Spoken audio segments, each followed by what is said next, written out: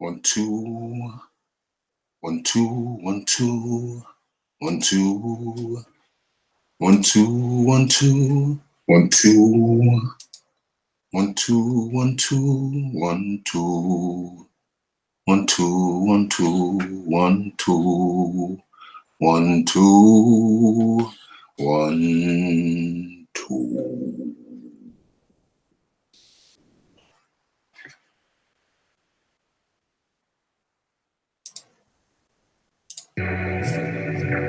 Okay. Yes. Okay. Just looking at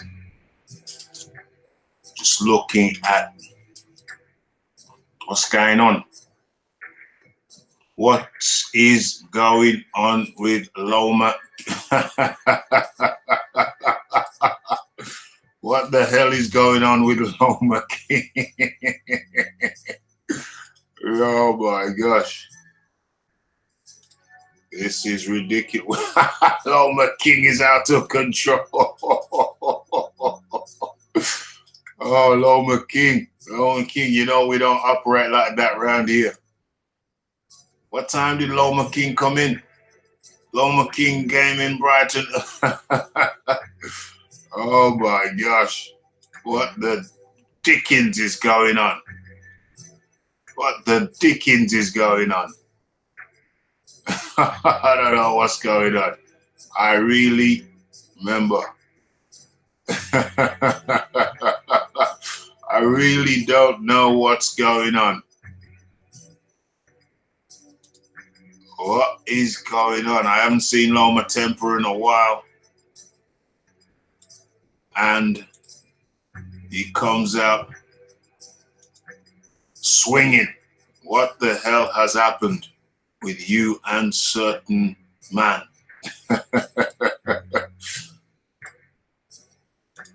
What the? Wow, that's too much for me to even get through. Let me try and get through this. What the hell?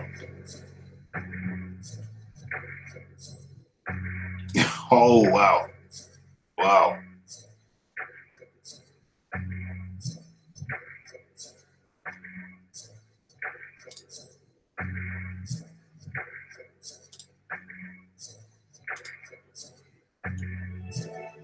Wow. Well, that was an interesting read. Okay. So, let me say, where are we? Okay. It's Raphael Dawkins. I almost forgot my name. It's Raphael Dawkins. It's Combat Radio. And it is live boxing talk with Raphie, episode 33. Banging them out. We are banging them out. Okay, so in the house we have Tommy Temper. We have Pablo Diablo. Yes. Triple blesses. Toby Bartlett in the building. I'll be back later, Raph. Yes, I'll leave the stream running for the visibility of the show. Big up to you, Toby Bartlett. Jon Dealey in the house. Cal L, we are live. Ped. Have I called Ped before? Ped is in the building. Okay. Right.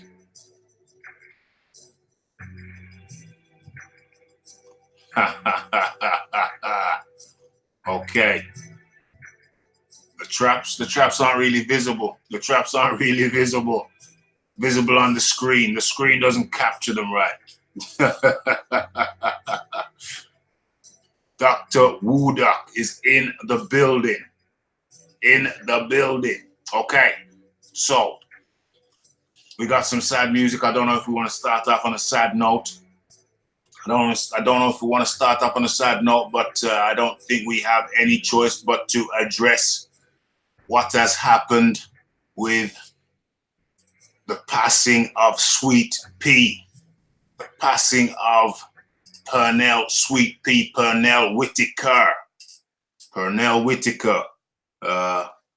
a memory from my childhood.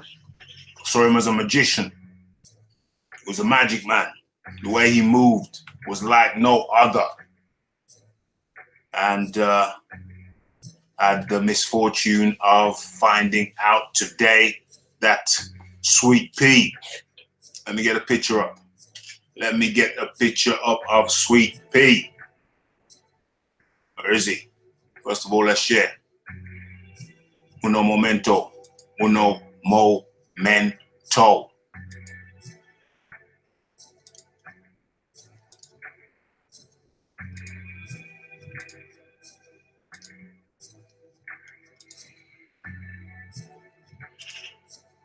Actually, let me just share. Let me share. Let me share. Let me share. Application window. Share. Hold on. Wait. No, not iTunes. Application window. Yeah. Share. Okay. Where are we? Yes. Yes. So, starting off the show with a quick tribute. I've already done a video. I'm going to do another video in the week, or I might save that tribute for Wednesday. I might do something on Wednesday. On Friday, the schedule this week is this show, and you can see the topic matters in the title and in the description. I might do a little tribute for Pernell Whitaker, Sweet Pea Whitaker. I feel like I should call him Mr. Yeah, Mr. Sweet Pea Pernell Whitaker. Might do that on Wednesday. Might do that on Wednesday night, or might release it as a video. We'll see. And then on the Friday show, we will, amongst other things, we will be dissecting Deontay Wilder's resume. So, Sweet Pea Whitaker passed away today. This is him against, who's that? De La Hoya. Okay. I should have a picture of Chavez. I do have a picture of Chavez. He got robbed against Chavez. Everybody and his dog, all the analysts, everybody said that he beat Julio Chavez handily. And the video is still out there. There he is, Pernell Whitaker, next to Evander Holyfield. And Tyrell Biggs making everybody look small. Even Evander Holyfield looks small. It's ridiculous. Tyrell Biggs. I think he fought Mike Tyson. Mike Tyson caught him with that body shot. Made him wince. Mike Tyson said he made him whimper. He said he was whimpering like a girl, whimpering like a girl in there, whimpering like a girl. De La Hoya. You must remember that Sweet Pea Whitaker was a 4-weight champion. 4-weight champion. I think it was started off at something like light featherweight.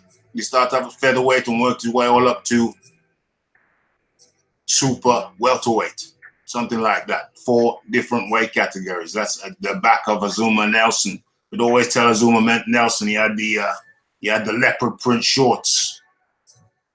Yeah, Azuma Nelson. He himself was something like a 3-weight champion, something like that. And then the controversial one, Sweet Pea Whitaker versus Julio Chavez. He won that fight, but they gave it as a draw. Chavez would never give him the rematch. Didn't want none of it.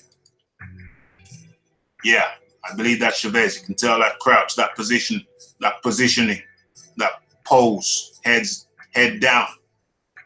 But he got beat by Pernell Whitaker. Another thing with Pernell Whitaker is that he was Ring Magazine. What do you call that? Pound for pound. That's it. Ring Magazine, pound for pound champion, pound for pound #1 for what? 4 4 years in a row. 4 years in a row. This is my tribute to Sweet P. I'm going to call him Mr. Sweet P. Pernell Whitaker. Is that him? How does he look so big there? What's going on? What's going on? It's got to be him.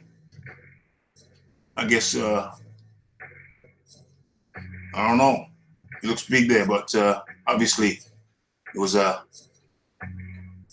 welterweight or super welterweight in the very end, so no bigger than middleweight. Maybe this must be a later picture of him. Yeah, stands to reason. He's there with Mike Tyson. Mike Tyson. Standing there with Mike Tyson. Let me just see what's going on in the chat. Let me use my other device for that. Stay in contact with what's going on. What's going on? Okay, so here's the article. Going on. What's going on?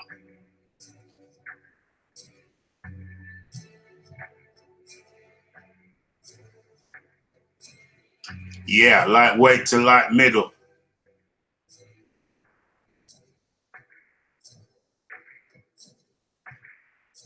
Dead at 55, hit by a car, Pernell Whitaker.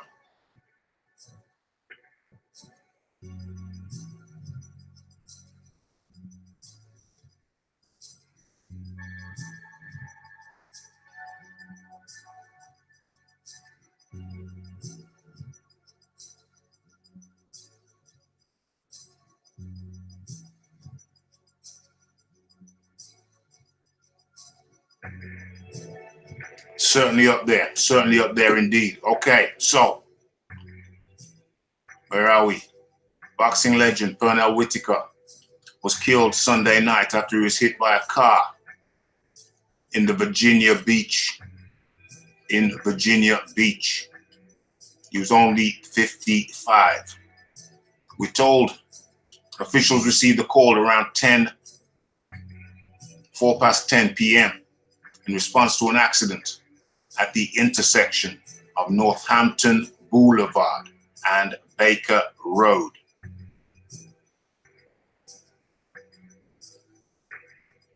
No, I don't think he was either. He was hit by a car. I don't think he was. I think he was a pedestrian. I think he was on foot. He was hit by a car. Or was he driving in a different car? Yeah. So we told officials received the call. Yeah. When cops arrived, they located the man who had been hit by a vehicle, who was in really bad shape. And our sources tell us that that man was Pernell Whitaker. Emergency medical personnel at the scene tried to resuscitate Whitaker, even performing CPR on him. But unfortunately, Whitaker succumbed to his injuries and died. Cops are investigating. It's unclear if the driver of the car was arrested, but he did stay on the scene to speak with the police. It is not a hit and run situation. By the way, we're told that we're told that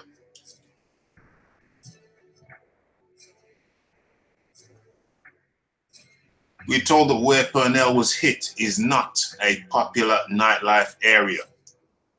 In other words, there is no suggestion that he was out partying.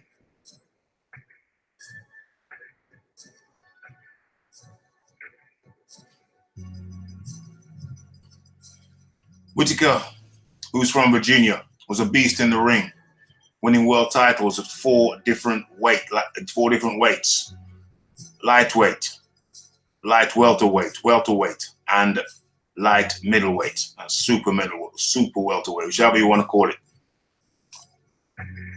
So Sweet P was inducted into the International Boxing Hall of Fame in 2006 and is considered by many to be one of the greatest fighters of all time. He fought everyone from Oscar De La Hoya to Julio Cesar Chavez. He beat Chavez, by the way. They only gave him a draw, but anybody who saw that fight will know that Pernell Whitaker was the rightful winner of that Julio Cesar Chavez fight. And even though he lost to Oscar De La Hoya and the Julio fight was a draw, many people believe he was robbed in both decisions because he clearly won the fights. His pro career began in 1984 and spanned all the way till 2001 with an amazing 40 wins, 4 losses, and one draw, including 17 knockouts.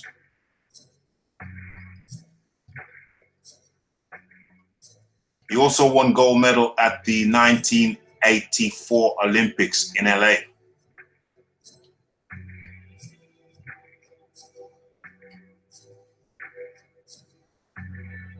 From 1993 till 1997, he was considered the #1 pound-for-pound fighter in the world by Ring magazine. And he was named Fighter of the Year in 1989. Whitaker is survived by 5 children. May he rest in peace.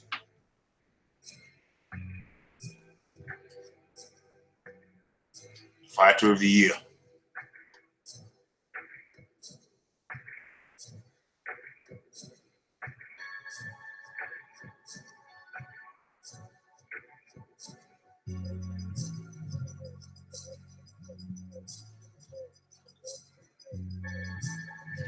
Okay, so that's the situation with Pernell Whitaker. May he rest in peace.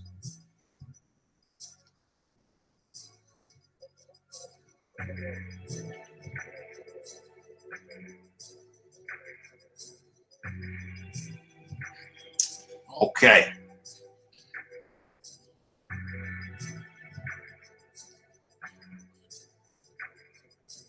Yeah. Yes. Just taking all that in. I was taking all of that in. So, what am I going to do now? I'm going to stop sharing. Boom.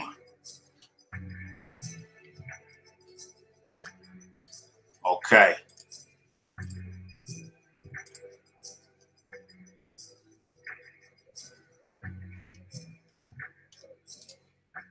Boom. Okay, so yes, very sad news. Very sad news. The traps are back. You can't really see the traps. The angle's all wrong. The angle's all wrong. The traps are there, but they're not very visible. They're not very visible under these cramped conditions. Mad. Where is it? I'm at an angle. You can't really get the optimal. You can't really see the delts and the traps to their optimal effect. Yeah, it's hot up in here. I don't know where everybody else is, but it is hot. I'm not complaining. The gym's crazy right now. Gym life is absolutely. Gym, let me just mute this. Let me just mute this thing. Let me just mute this thing for a second. I need to adjust.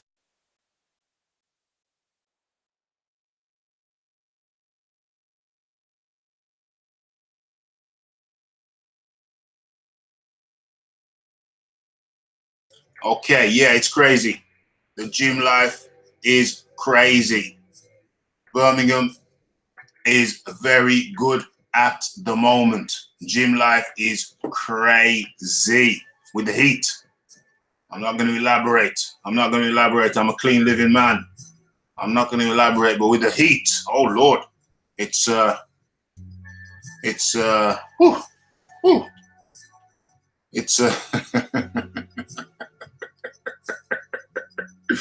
oh dear. I am fully good. Only natural nutrients in my system. Natural nutrients just standard fruit and vegetables, my friend, and small, you know, a mixed diet: meat, fruit, vegetables, you know, slow release carbs, sweet potatoes, bean salads, a little bit of salsa sauce on it, and I'm good to go. You know, we don't need no chemicals, no chemical assistance, none of that. None of that. Just nature's goodness. Nature provides all that we need for sustenance and life. Okay, where are we? So we're gonna change up the music now. R.I.P.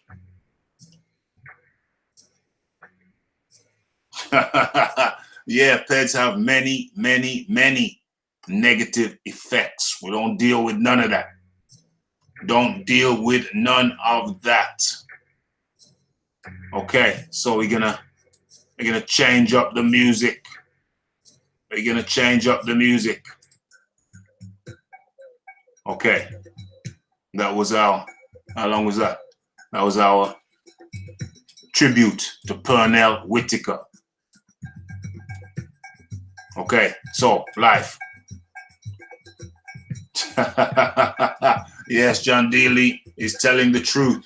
PEDs, performance enhancing drugs. PEDs kill. They have been shown to shorten one's life. We see it all around us. People taking PEDs. Taking PEDs and perishing.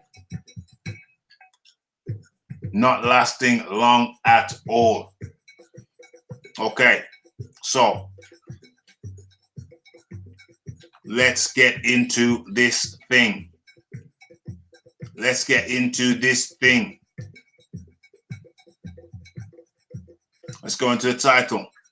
We got Dubois, we got Gorman, Joyce, Fury, and Yard. R.I.P. Rich Piana, 100% indeed.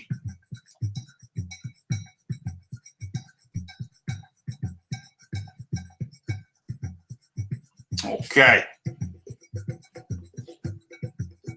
Where are we? I gotta send a private message. Gotta send a private message. Hope I'm not sharing. Excuse me. Where are we?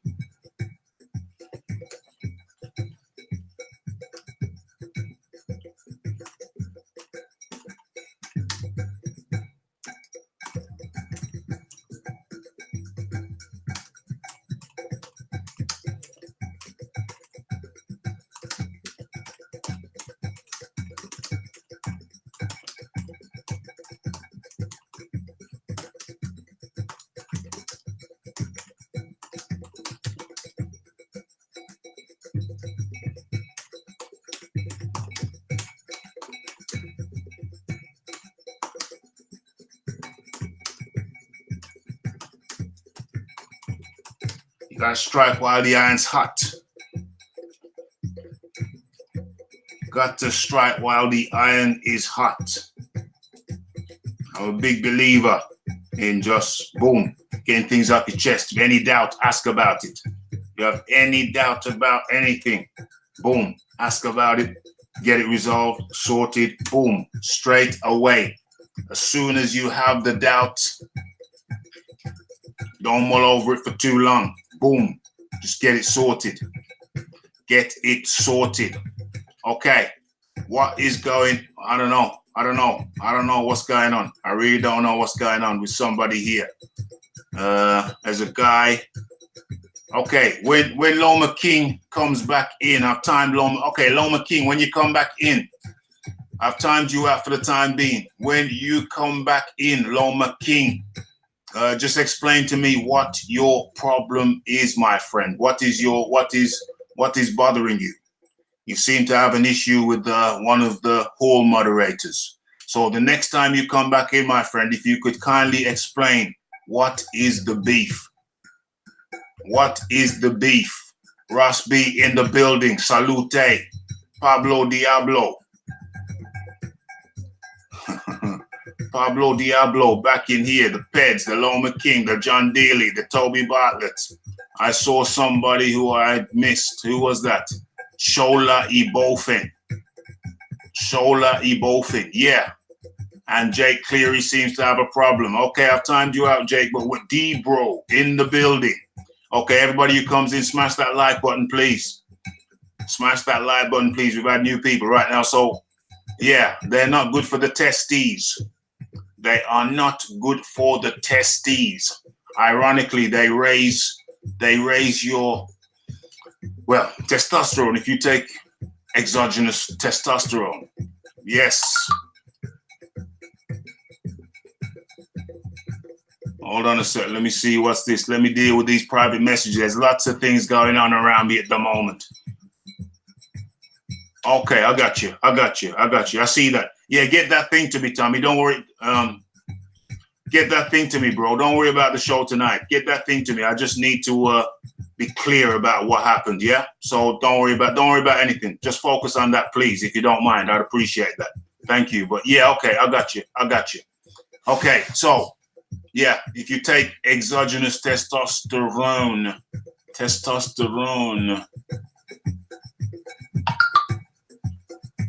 Okay, good. Thank you to the private messenger. Right. So, yeah, if you take exogenous testosterone, basically what they do is they do raise the level of testosterone in your system. That's on the one hand. On the other hand, they cut off your body's ability to create its own, or reduce your body's ability to create its own testosterone. So what you do is you give yourself a boost on the one hand, but you impair yourself physically. You impair yourself physically. You impair your own body's ability to produce that which you want more of. So you it's like 2 steps forward. Yeah, it's 2 steps forward, but then it's 1 step back. It's 2 steps forward. Oh, it's 1 step forward, 2 steps back. That's how it goes. And as far as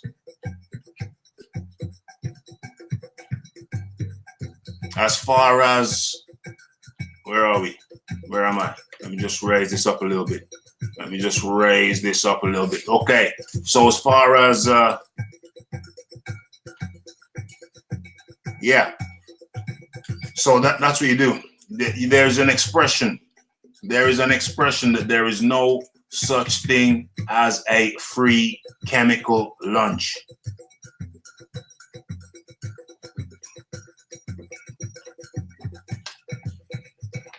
It's been warm today. Stay hydrated, kids. Where am I? I'm on the Aloe Water. I want sponsorship with Aloe Water. Okay. So yeah. What was I saying? My mind's all over the place today. So much going on. There is so much going on. With new beginnings, we're talking about, let me write that down. So much to talk about. But today, we're not going to get sidetracked by exterior matters. We're going to focus on the boxing. We are focusing on the boxing. Although we'll be addressing, after the boxing, I'll be addressing certain matters, new beginnings, new situations are being resolved. New beginnings. With every death, there is a rebirth. Every time somebody dies, something is born. Not necessarily someone, but something, a seed is born. I firmly believe that. I've seen that with my own eyes. Even if it's only a seed in the mind, the mental seed. Okay, let's touch on. So the topics will be tonight. We're talking about performance-enhancing drugs to start off with. Well, to start off, we will talk about the passing of Mr. Sweet Pea Pernell Whitaker. That was the first topic. The second topic is the effects, the negative effects on the body of performance-enhancing drugs. This is the second thing. The third thing we're talking about, third, fourth, fifth, sixth. We're looking at we're looking at Anthony Yard. We're looking at Huey Fury. We're looking at Joe Joyce. We're looking at, what's Gorman's first name? Nathan Gorman. And we are looking at Daniel Dubois. I think we're also probably going to try and fit in. We'll probably fit in a few more things. Touch on a few more boxes. Who are we looking at? What's this here? What is that there? Let me get into my what's going on over here. Okay, right. So what are we looking at? What are we looking at? Who is it? Yeah, we might look at Tony Yoka versus Dimitrenko. Gerald Washington versus Hellenius. KO. Certainly looking at Joyce Jennings. And we are certainly looking at Daniel Dubois versus, where are we? Nathan Gorman. We're certainly looking at that. And we may touch on Hughie Fury versus Samuel Peter. Okay. So let's just finish up with this this performance enhancement thing.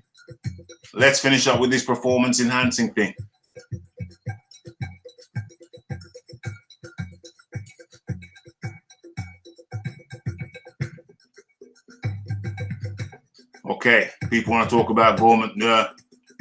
I'm speaking facts. You need a good post. Yeah, I don't see Gorman. Okay, so yeah, there is no such, to wrap up the performance enhancement thing, there is no such thing as a free chemical lunch.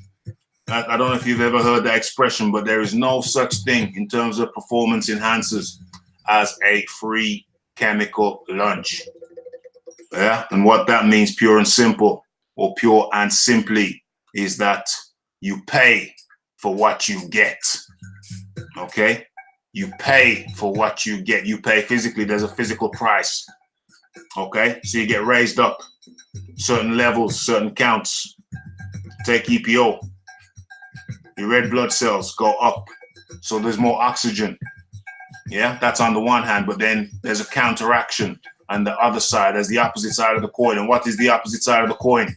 You could die from a stroke because your blood gets so thick with the red blood cells. Your red blood cells, you take too much of that stuff in your blood, blood could become like goo. Like goo. Yeah.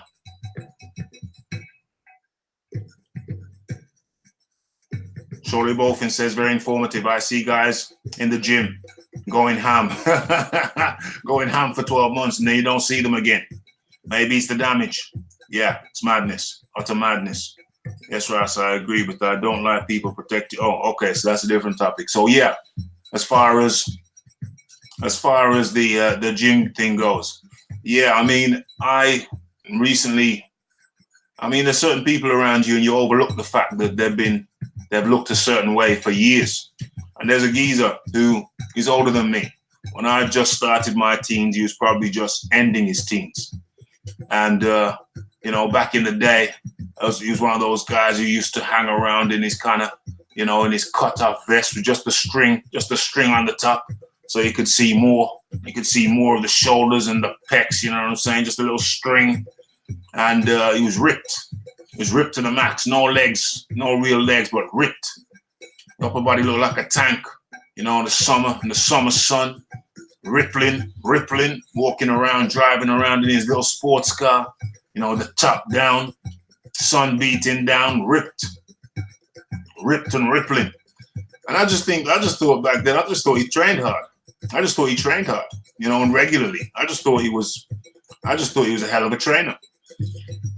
And I thought nothing of it. He's always been in shape. He's been in shape for years. Well, he's never been out of shape. Never seen him out of shape.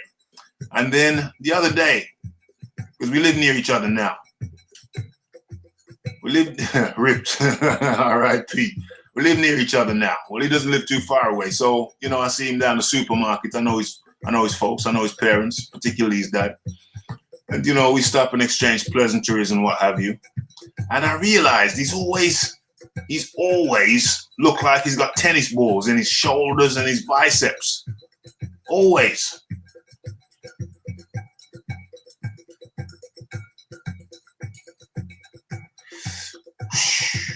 Well, listen, Loma King, as far as the slagging off goes, I have asked the person in question to provide me with the evidence. It is an issue. I understand it's an issue. I've asked him to provide me with the evidence so I can view it for myself and make my own decision. It's a tough situation because obviously I have to see what was said. I have to see what was said. I know who said, I know who was involved, but I have to see what was said. He's going to provide me with the evidence. He's going to, yeah, it's not good. It's not good. It is not good. I understand it's not good. But yeah. Well, you could provide me with the evidence. You could provide me with the link. Do you know what I'm saying? There's nothing to stop you from sending me a link. But I've asked the person in question to provide me with the evidence so I can look at it. And I will then sit down with the person in question and we will arrive at a decision. But I understand what you're saying, and it is not good. It is not good. It is not good. I understand it is not good. Trust me, it's on my mind today. It wasn't really on my mind yesterday, but it's occurred to me that I have to see the evidence to make an informed judgment. And like I say, there's nothing stopping you from sending me the evidence. You could send me a link so I can see what happened.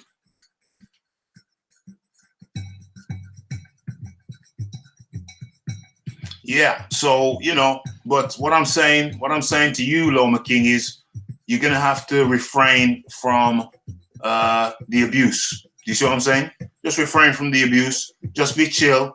There's certain things that need to be seen. I need to see the evidence.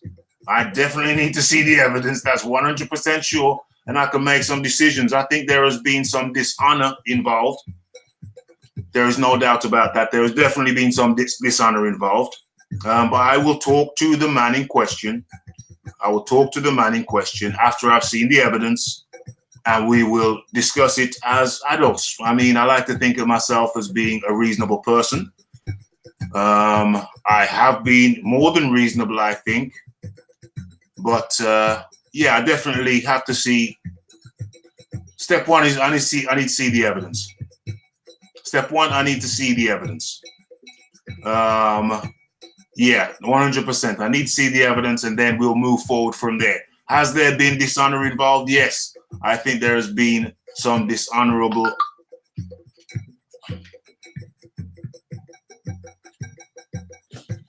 Yeah, Loma hasn't found it yet, no. Yeah, I mean, there has been some dishonor involved, my friend. There's been some dishonor involved.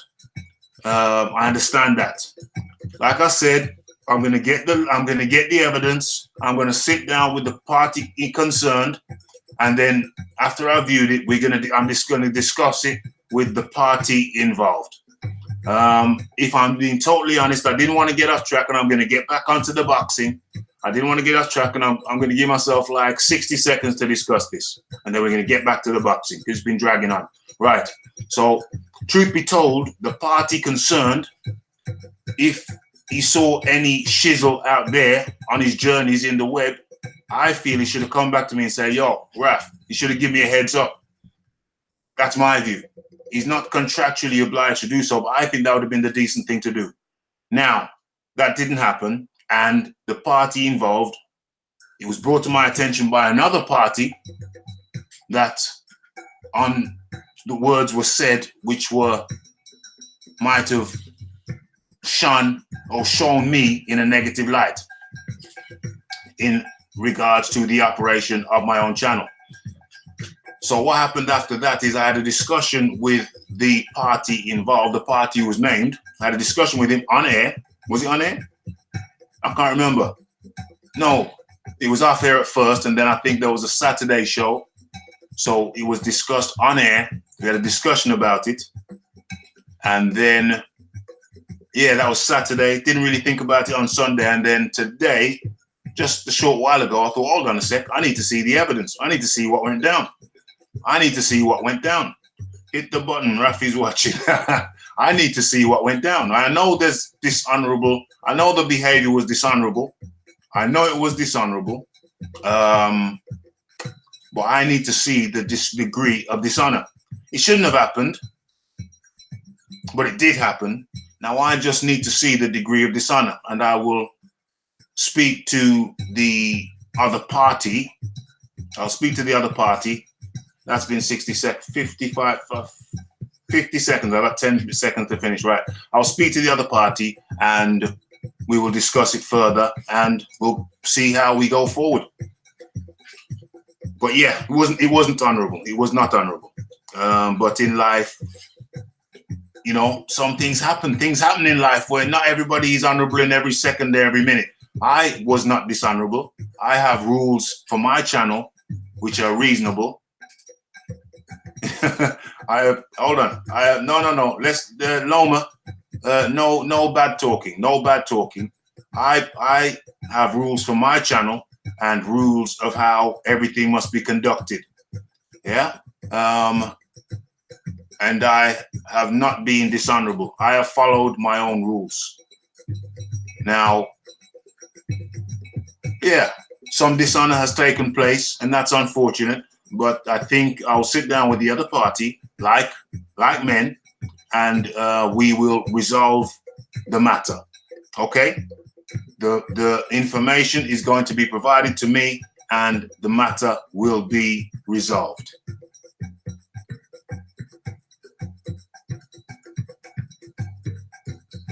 Yeah, get this smoke. I don't see anything. You haven't sent me anything, my friend. You haven't sent me anything. Okay, but anyway, that matter's closed. Right. So no, you haven't missed the Dubois chat. You have not missed the Dubois chat. So we're back to boxing now. I'm not gonna get sidetracked this week. I'm not gonna get sidetracked this week. Send me the thing, get this smoke. You haven't sent me the thing. Send me the thing. I need to see the evidence, my friend. Okay. So now back to boxing. Today we're gonna talk boxing. There's so many exterior things. But you can count your friends on one hand, says Pablo Diablo. Yeah, but even with associates, you know, you want a certain level of kind of conduct. You want a certain level of conduct amongst even associates, you know. But anyway, let's get into the actual boxing. Let's get into the boxing. Right. So I'm going to do it slightly different. I normally save the best to last. I normally start off with the starter, and then, you know, the main course, and then I go to dessert. But this time we're going to go straight to the dessert. We're going straight to the sweetest. We're going straight to the sweetest part of the meal, the dessert.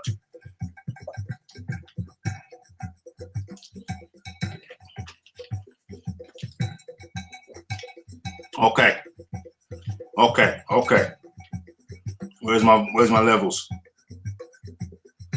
Let me get this up a little bit. I think I can afford to turn this up a little bit. Can I?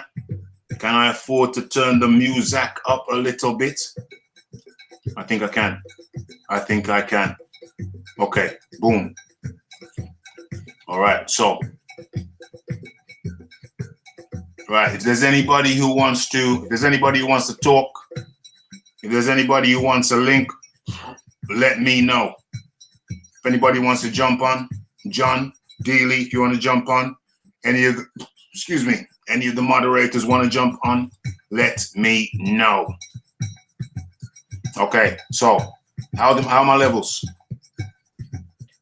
I want Costa tonight. Hey, I got him from work. Pablo Diablo, I got him from work. Pablo Diablo, Cal L, Ross B.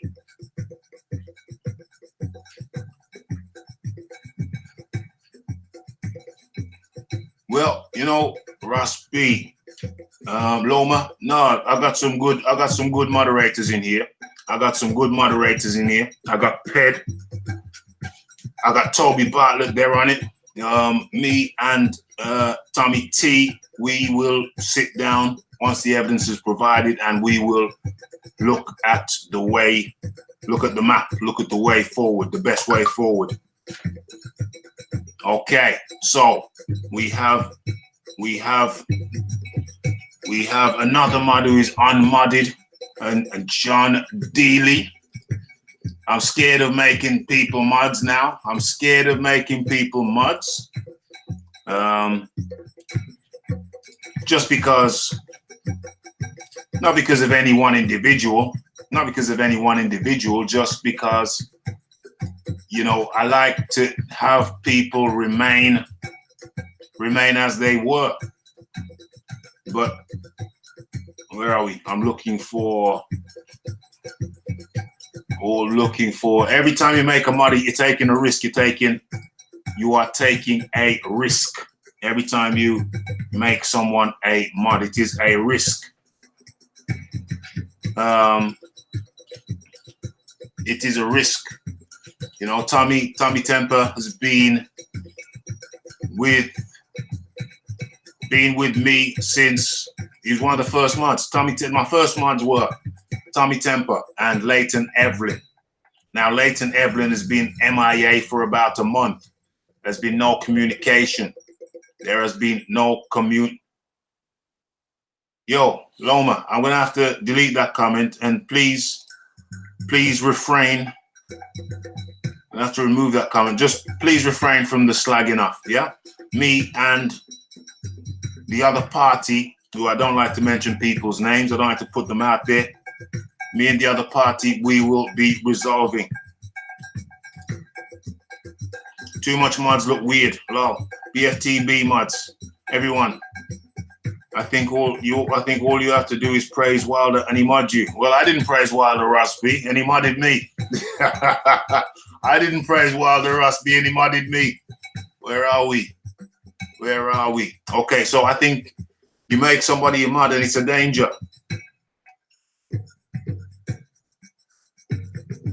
Yeah. I didn't think you want to be a mod, Pablo. If you want to be a mod, you could be. That wouldn't be a problem at all.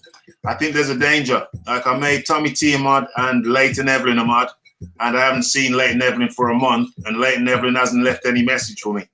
So it's just like, boom, it's gone. And the message would have been nice. So then you had the second round of mods, and the second round was, who was the second round? The second round was Ped and Aaron Mason. Now I haven't seen Aaron Mason for about 3 weeks, and no message. So I've got one mod from the first draft left, Tommy Temper, and I've got one mod from the second draft left. That's Ped, because Aaron Mason's AWOL. And so it seems like I have to mod 2 people just to get one. You know? They disappear. As soon as you mod somebody, there's a big danger. So I'm scared to mod anybody. It's mad.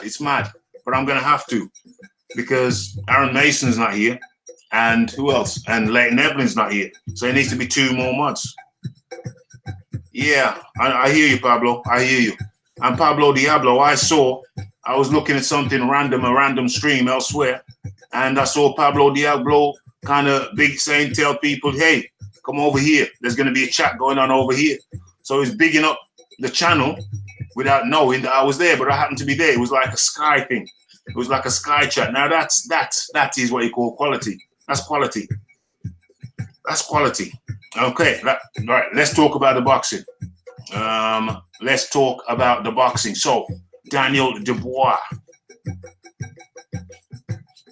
With great power comes great responsibility. Absolutely, 100%. D-bro. Hey, nice to have you, Ross B. Nice for you to pop in. Nice for you to have you pop in. Okay, so, Daniel Dubois. Let me cut the music. I feel like I need to concentrate. Harder. Lot on my mind. New beginnings. Right. So Daniel Dubois versus, you know what? It's not even the music that needs to quiet. I just need to change the music. And I know what I need to do.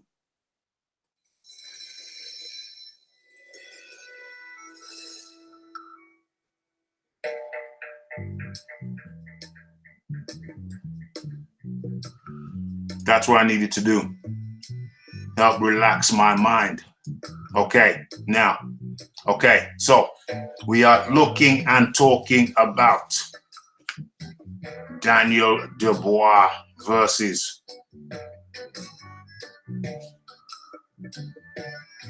versus Nathan Gorman.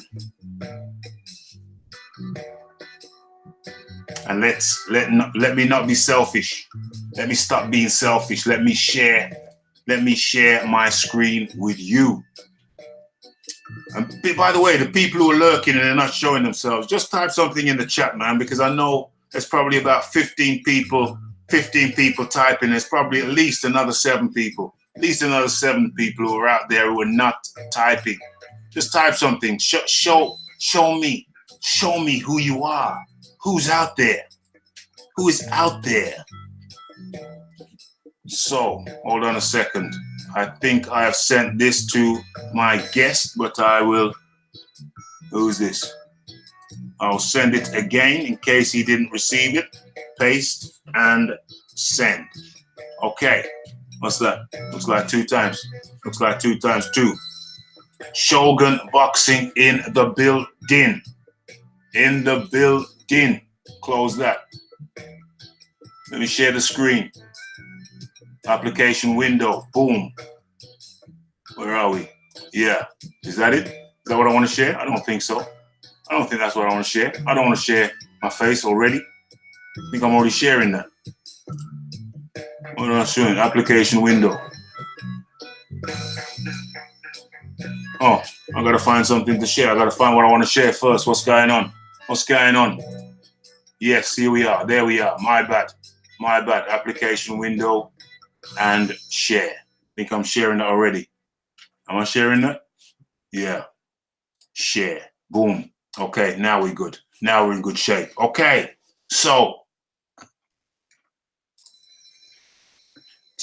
okay, when my guest comes in, yeah, just, come in gently with the headphones, come in gently with my levels and speak up because I'm sharing now, so I'm probably not going to know you've come in. Okay, so what I would call the fight of the weekend, in my opinion, the fight of the weekend, certainly in the heavyweight division, was the Daniel Dubois versus Nathan Gorman affair. Shogun is feeling the music.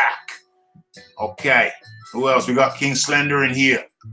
I haven't seen King Slender in here but once or twice. King Slender is one of the Raphael Dawkins Combat Radio originals. Back in the day when I was getting like 2 or 3 people, when I was lucky to get 2 people comment on a video, when I was lucky to get about 2 likes on a video, there was the likes of King Slender, Ped, Aaron Mason, and Tommy Temper. Came a week or 2 later. But the originals, those were the originals, Aaron Mason and Ped. And then we had the King Slender and the Tommy Temper. That was the original situation. Okay, so what's going on? What are people saying? What are people saying about this thing? Shogun Boxing's feeling the music. What are my levels like? How are my levels?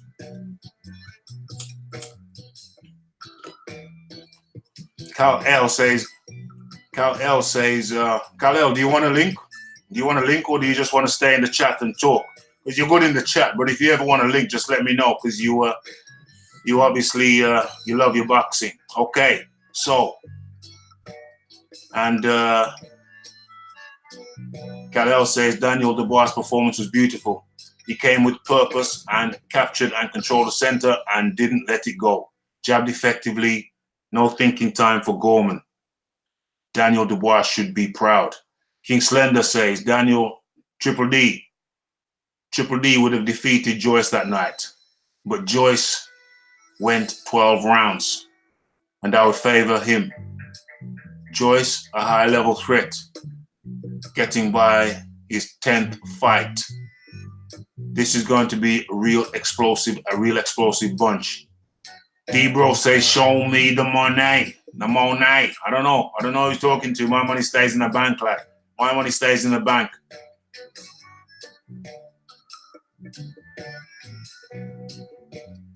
Oh yeah, show me you exist and hit that like button and let me change the picture also. Got caught up in the chat. Triple D would beat Joyce in my opinion, says D bro. Hope he's not rushed. Levels are blessed. Excellent. Toby Bartlett. Levels are good. Donovan Williams up in the busy. And RIP to Sweet P Whitaker. Yes, indeed. Yes, indeed. Did you get the link, John? Did you get the link? Okay, so my assessment. Oh, are you in here? Okay, no. Right. So my assessment on the Daniel Dubois situation. Okay, I expected this to be a close fight, as you know. We discussed it on multiple occasions, and I always had the same opinion. And my opinion was as follows. I thought that Nathan Gorman, I thought it was going to be a close fight, full stop. I thought the Gorman was the better boxer. I thought Gorman was the boxer and Dubois was the puncher boxer. Puncher first, boxer second. Let me tell you this. Gorman in the 5 rounds, in all 5 rounds that the fight lasted, I don't think Gorman threw more than 5 jabs. What is that all about? Somebody explain that to me. Riddle me that. Riddle me that. How is it possible? How is it possible that in 5 rounds of boxing, the boxer or the perceived boxer in Gorman, in 5 rounds of boxing, didn't throw more than 5 jabs? What the dickens was going on? In 5 rounds of boxing, the boxer versus the puncher boxer, the boxer didn't throw more than 5 jabs. I find that quite frankly incredible. Incredible. Yes, Fury was there to support his cousin, Gorman, and Frank Bruno was there to support his blood brother. They're not actually brothers. It's just Frank Bruno was taking an interest in Dubois. Daniel Dubois is taking an interest and showing him love. He's showing him love. Yeah, Toby Bartlett said he felt the power. You know, what's interesting to me is the way that, how many more pictures have I got of this? Yeah. You see these hands here? You see the way Gorman's holding his hands? That was the position of his gloves for most of the fight. He had his gloves wrapped around his head like pillows. He had his gloves wrapped around his head like pillows to cushion the blow of the impending blows of Daniel Dubois. He had his gloves wrapped around his head like pillows. Did you get the link, John? Okay, so no. Raphie, I'm here. Oh, shizzle! I can't see you because when I'm sharing, I can't see what's on the back screen. You see what I'm saying? No, it's fine. I was just waiting to be ready. Oh, okay. I got you, bro. I got you. So yes, as I was saying before, John almost blew my bloody earlobes out. No, it's mine. You're all right, John. You're all right. It's just that I have my thing too high. We're good. So as I was saying, Nathan Gorman had his hands held in this position for the majority of the fight, like 2 pillows. Like he was holding 2 pillows up his head, the side of his head, to stop the blows. Now, my question is, Nathan Gorman had said that in their training at Team GB, he got the best of Daniel Dubois. Not only that, he said he doesn't think Daniel Dubois run around. So how do you go from having a man not win a round against you to holding your gloves around your head like pillows? What the hell is that all about? Okay, that's one. All right, where was the jab? Those are my questions. What's 2? Where the hell was the jab? The jab was coming from Daniel Dubois. I thought that Nathan Gorman was the better boxer. People, explain to me what the heck is going on. What the heck is going on when Nathan Gorman's supposed to be the better boxer and he's getting outboxed by Daniel Dubois and getting boxed up? Getting outboxed by Daniel Dubois and getting boxed up. That's 2. Or is it 3? I don't know. 2A or 2B. And then, finally, it wasn't the right hand. I don't know how many people have copped onto this, but it wasn't the right hand that finished Daniel Dubois in the 5th round. It was the second jab of a double jab.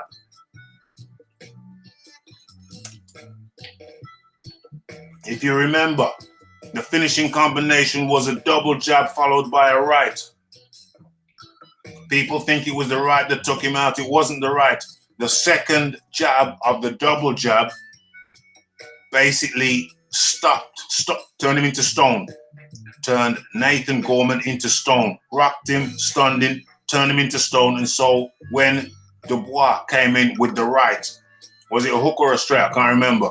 I think it could have been straight. Yeah, because he was landing hooks and straight. I think it was a straight right. When he came in with the straight right, Daniel Dubois was already turned into stone, so he was just there.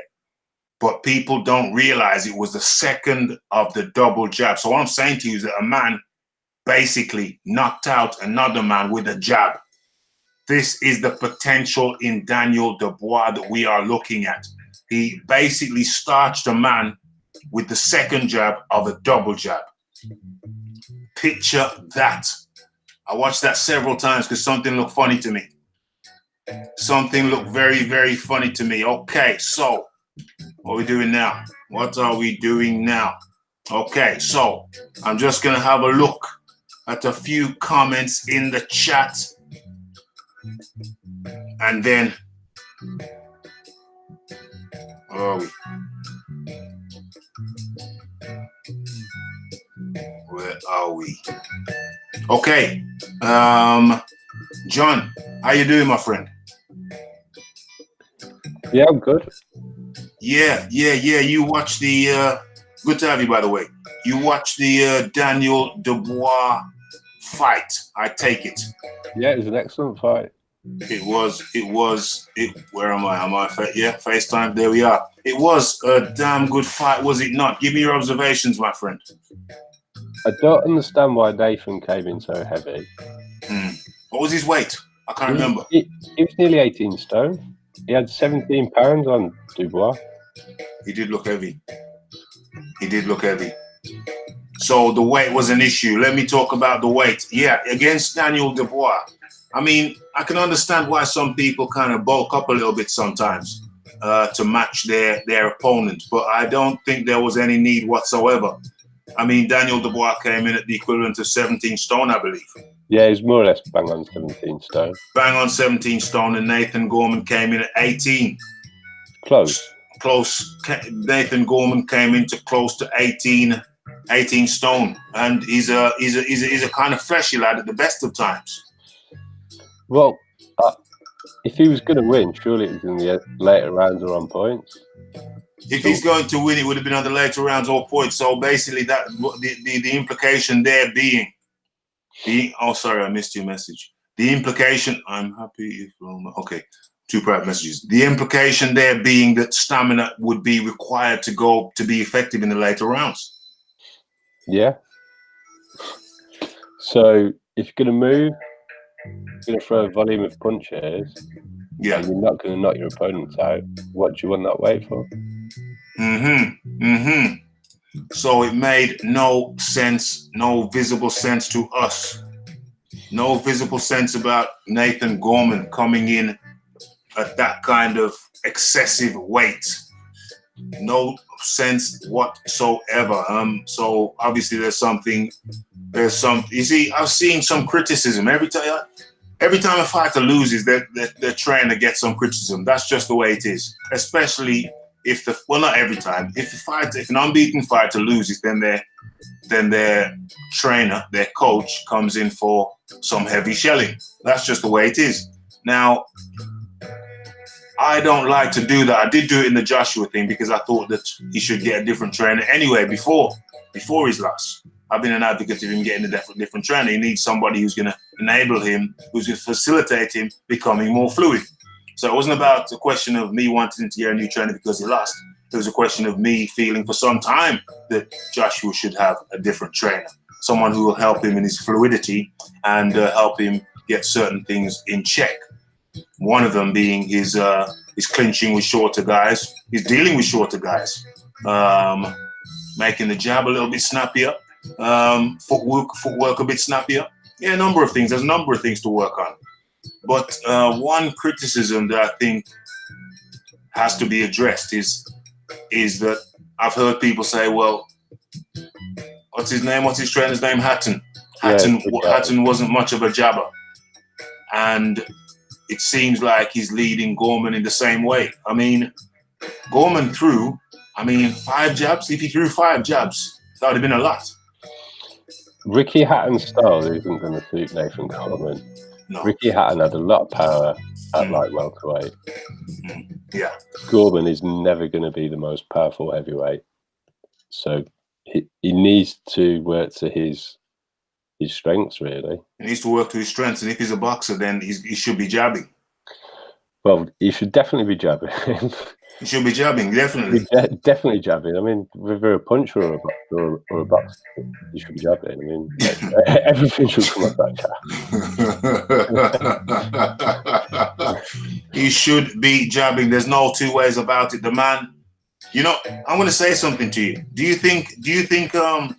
It might sound strange, but do you think that Gorman was shook? The question I've got is, when they were amateurs, yeah, Daniel Dubois was a real young kid, wasn't he? Yes. He's only 21 now. He's only 21 now. So he's been in there with him before, but he was a boy. Mm-hmm. Now he's gone in there with a man, and I think the power has surprised him. Yes. Yes. We go from, I don't know exactly how old they were. Let's say Daniel was 15 and Gorman was 17. 15 and 17, isn't yeah. it? And the change from that to now, yeah. I mean, he's clearly got power with decent heavyweight. He's got some significant power.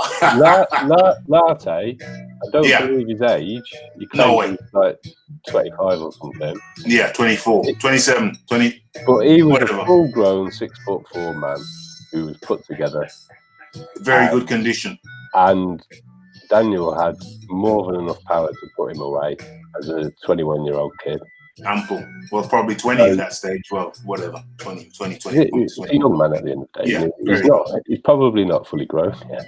Well, Frank Bruno said his balls haven't fully developed yet. Yeah, probably not. So I think that's cool. To be honest, I think a similar thing happened when AJ fought Dillian White, because if you watch that amateur fight, Dillian is a much more heavily built. Yes. Joshua is like a 19-year-old kid. Yeah. And in that first round, I don't think Dillian was expecting the change in power that had happened because he'd become a man. And I think the same thing happened to Nathan. Boys to men. Let me go into the chat and address the chat a little bit, see what's going on. Donovan Williams, as I might say, Gorman got punched in the mouth. Toby Butler said he felt the power. King Slender said the fight was stopped a bit too soon. Should have let the fight go. Let them fight. Gorman was shut down. Gorman isn't a jabber. He's a mid-range, work inside combo puncher. Yeah, but there's still jabs in that combo. Let me address this. King Slender, it's good to have you commenting. Good to have you back in the fold. I hope you stay in the fold. You was like a sheep who had wandered away from the flock, my friend, and you were missed. But it's good to have you back in the fold. So I'll address what you said. You said the fight was stopped a bit early. Let me tell you this, my friend. Let me tell you my observation. When Gorman went down, He's rocked by the jab, literally rocked by the second jab of the double, the second of the double jab. Turned to stone, and I think he was a straight right. And Daniel just launched that missile and finished him. But let me tell you this: if Daniel didn't throw that last right, I think Nathan Gorman would still be standing there today. He'd be still there.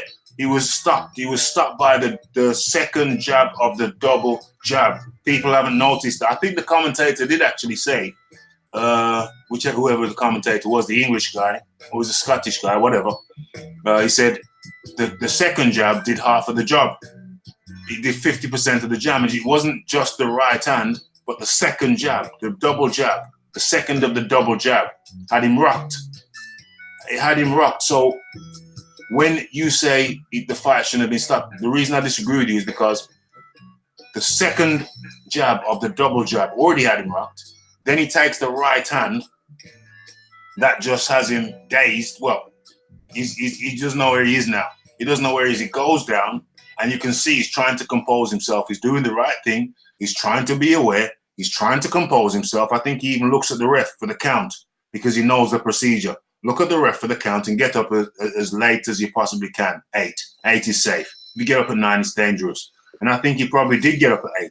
But if you look at him, I'm not going to show footage of it because I don't want YouTube to mess about copyright stuff, whatever. If you look at him, he's still very much dazed. The ref calls it off and he says, no, I'm okay. And then watch him walk back to his corner. Watch him walk back to his corner. It's that soil your diaper walk, you know, when the kids soil their diaper or whatever, wearing diapers, and they just kind of take that diaper step back to the corner. It's that soil your diaper walk. You did that. You did that. I've soiled my diaper walk. So no way do I agree with that. I hear what you're saying. I appreciate, you know, you're sharing your thoughts, but no way was Nathan Gorman's head clear. All that was going to happen, he was just going to take some more concussion. Remember, every knockout is a concussion. Every knockdown is a concussion. You've been separated from your senses for a fraction of a moment, and that's caused you to drop to the ground. That's a concussion. I think if the ref had sent Nathan Gorman out there, what do you think, John? If the ref had sent Nathan Gorman back out there, what do you think? Well, I think there's two things. In the UK, if you're not up at 8, you've got every chance the ref's going to call it anyway. 100. You need whatever you think, whether you agree with that rule or not, most refs in the UK, if you're not up at 8, you've got a good chance he's going to call you anyway. Everybody's pretty much aware of that. US, you can probably go to 9 and get away with it. Here, you're probably not. It's not like he's fought anywhere else, so he knows that's how it is. It's only a British title fight. Yeah. They've only... How many fights has Nathan had? Nathan Gorman at 26. Is that 16 or something? He's got loads of time left. 16 fights, I think. What's the point in damaging him? Yeah. Further, when I don't think he would have got out of that round. No way. You're right. The commentators called the double jab as being what stunned him. Yeah. And that's why he landed the next punch that put him down, because he was already gone, wasn't he? He was already gone. On his feet. He was already gone. He got a nasty cut, and he can rebuild. If he's serious, he's still got talent. He is a talented boxer. It's not the end of the road here. Absolutely. And what I liked about the fight in the first place, you got 2 young prospects taking their O's and putting them out there to lose them. 100. Lots of fighters learn from that and get better. And all the problems with politics is based on protecting those anyway, isn't it? So yeah, 100%. I'm just bringing up Nathan Gorman on BoxRec.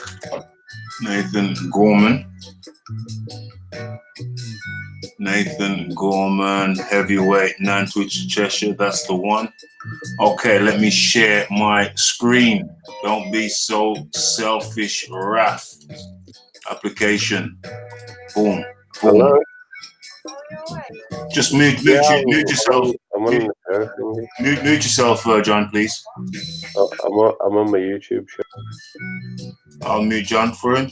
Okay, no problem. So I think I'm sharing. So we have who we have? Yeah, Nathan Gorman. And he's had what's his record? 16 fights, not 26, my bad. 16 fights, 1 KO, and no losses.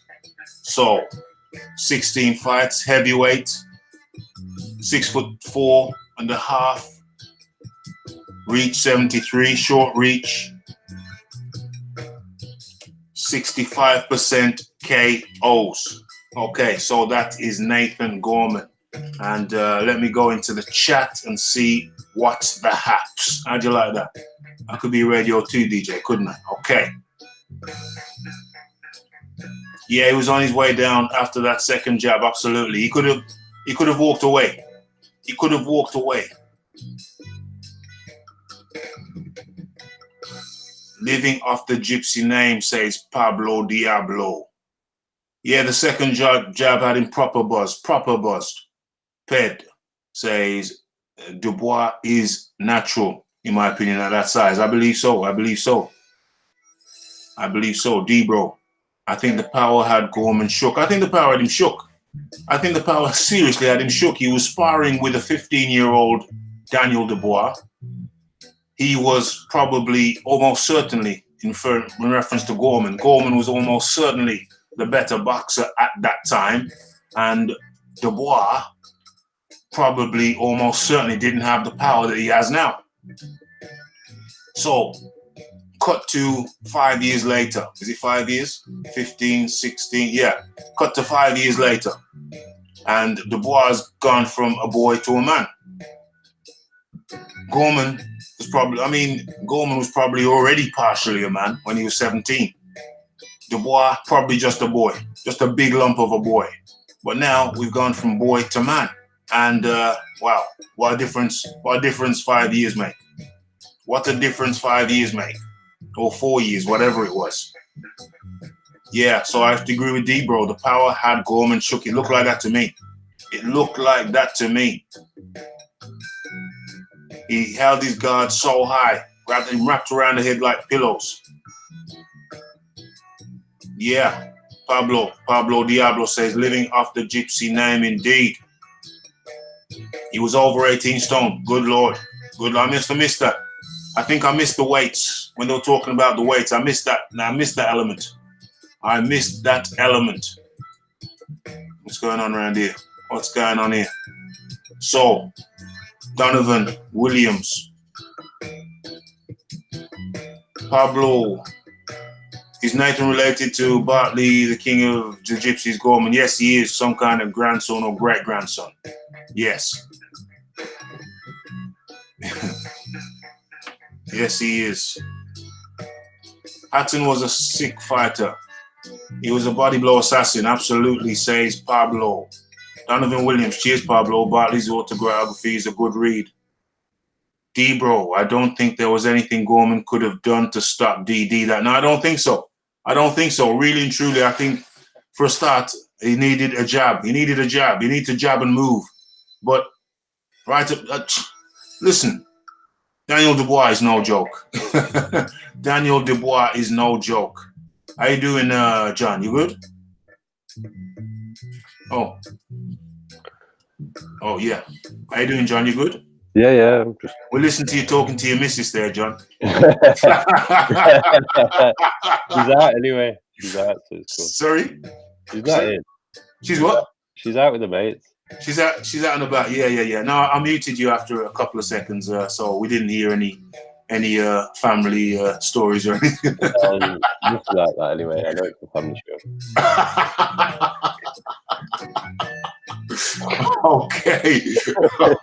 Okay. So I'm just trying to find any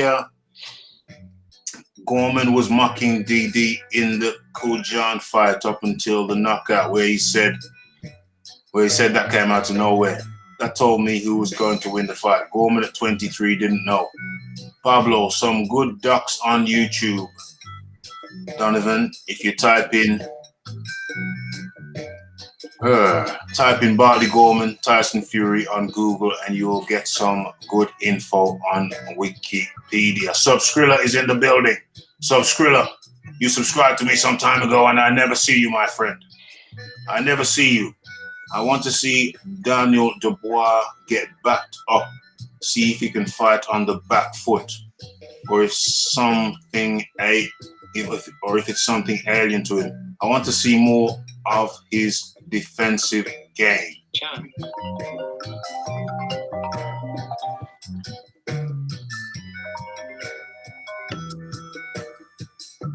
Okay, so where are we? I want to see more of his defensive game. Okay. Well, as he progresses through the ranks, I'm sure you will see more of his defensive game. Subscrilla, good to have you in here, my friend. Good to have you in here. I've never seen you in the live chat before. Subscrilla. Great name. Fury is Gorman's cousin. Donovan Williams, nice one, Pablo. Cristiano Woo. Cristiano Woo. Fury got up at 9.9 against Wilder. I knew that was coming. Okay. Where are we? What else is that? Okay, I think we've almost got to the end of the chat. Okay, Jon, is there anything on your mind you want to say about this fight before we move on to the next fight? Yeah, I think they've both got more to do. I mean, it's a British level fight. I just like it when it's competitive and there's people taking risks. And I don't really think you should give the loser too much stick because he's still a young man and he can come back. That is a very reasonable observation. He's getting a bit of stick. I'll tell you why, though. I'll tell you why he's getting stick. It's because he was perceived to be the better boxer and he didn't do much boxing. He got it wrong on the night. Yeah. Oh, but he can come back, is what you're saying. Yeah. He had. I'm not gonna say he had a bad night. He just got beaten by the better man on the night. Yeah, exactly. And there's nothing wrong with that. No, there's nothing wrong with that. He showed some grit. The first time he got put down, he fought on. I wouldn't question his fighting spirit. He just needs to come back. Yeah. That's a fair assessment. I mean, I myself.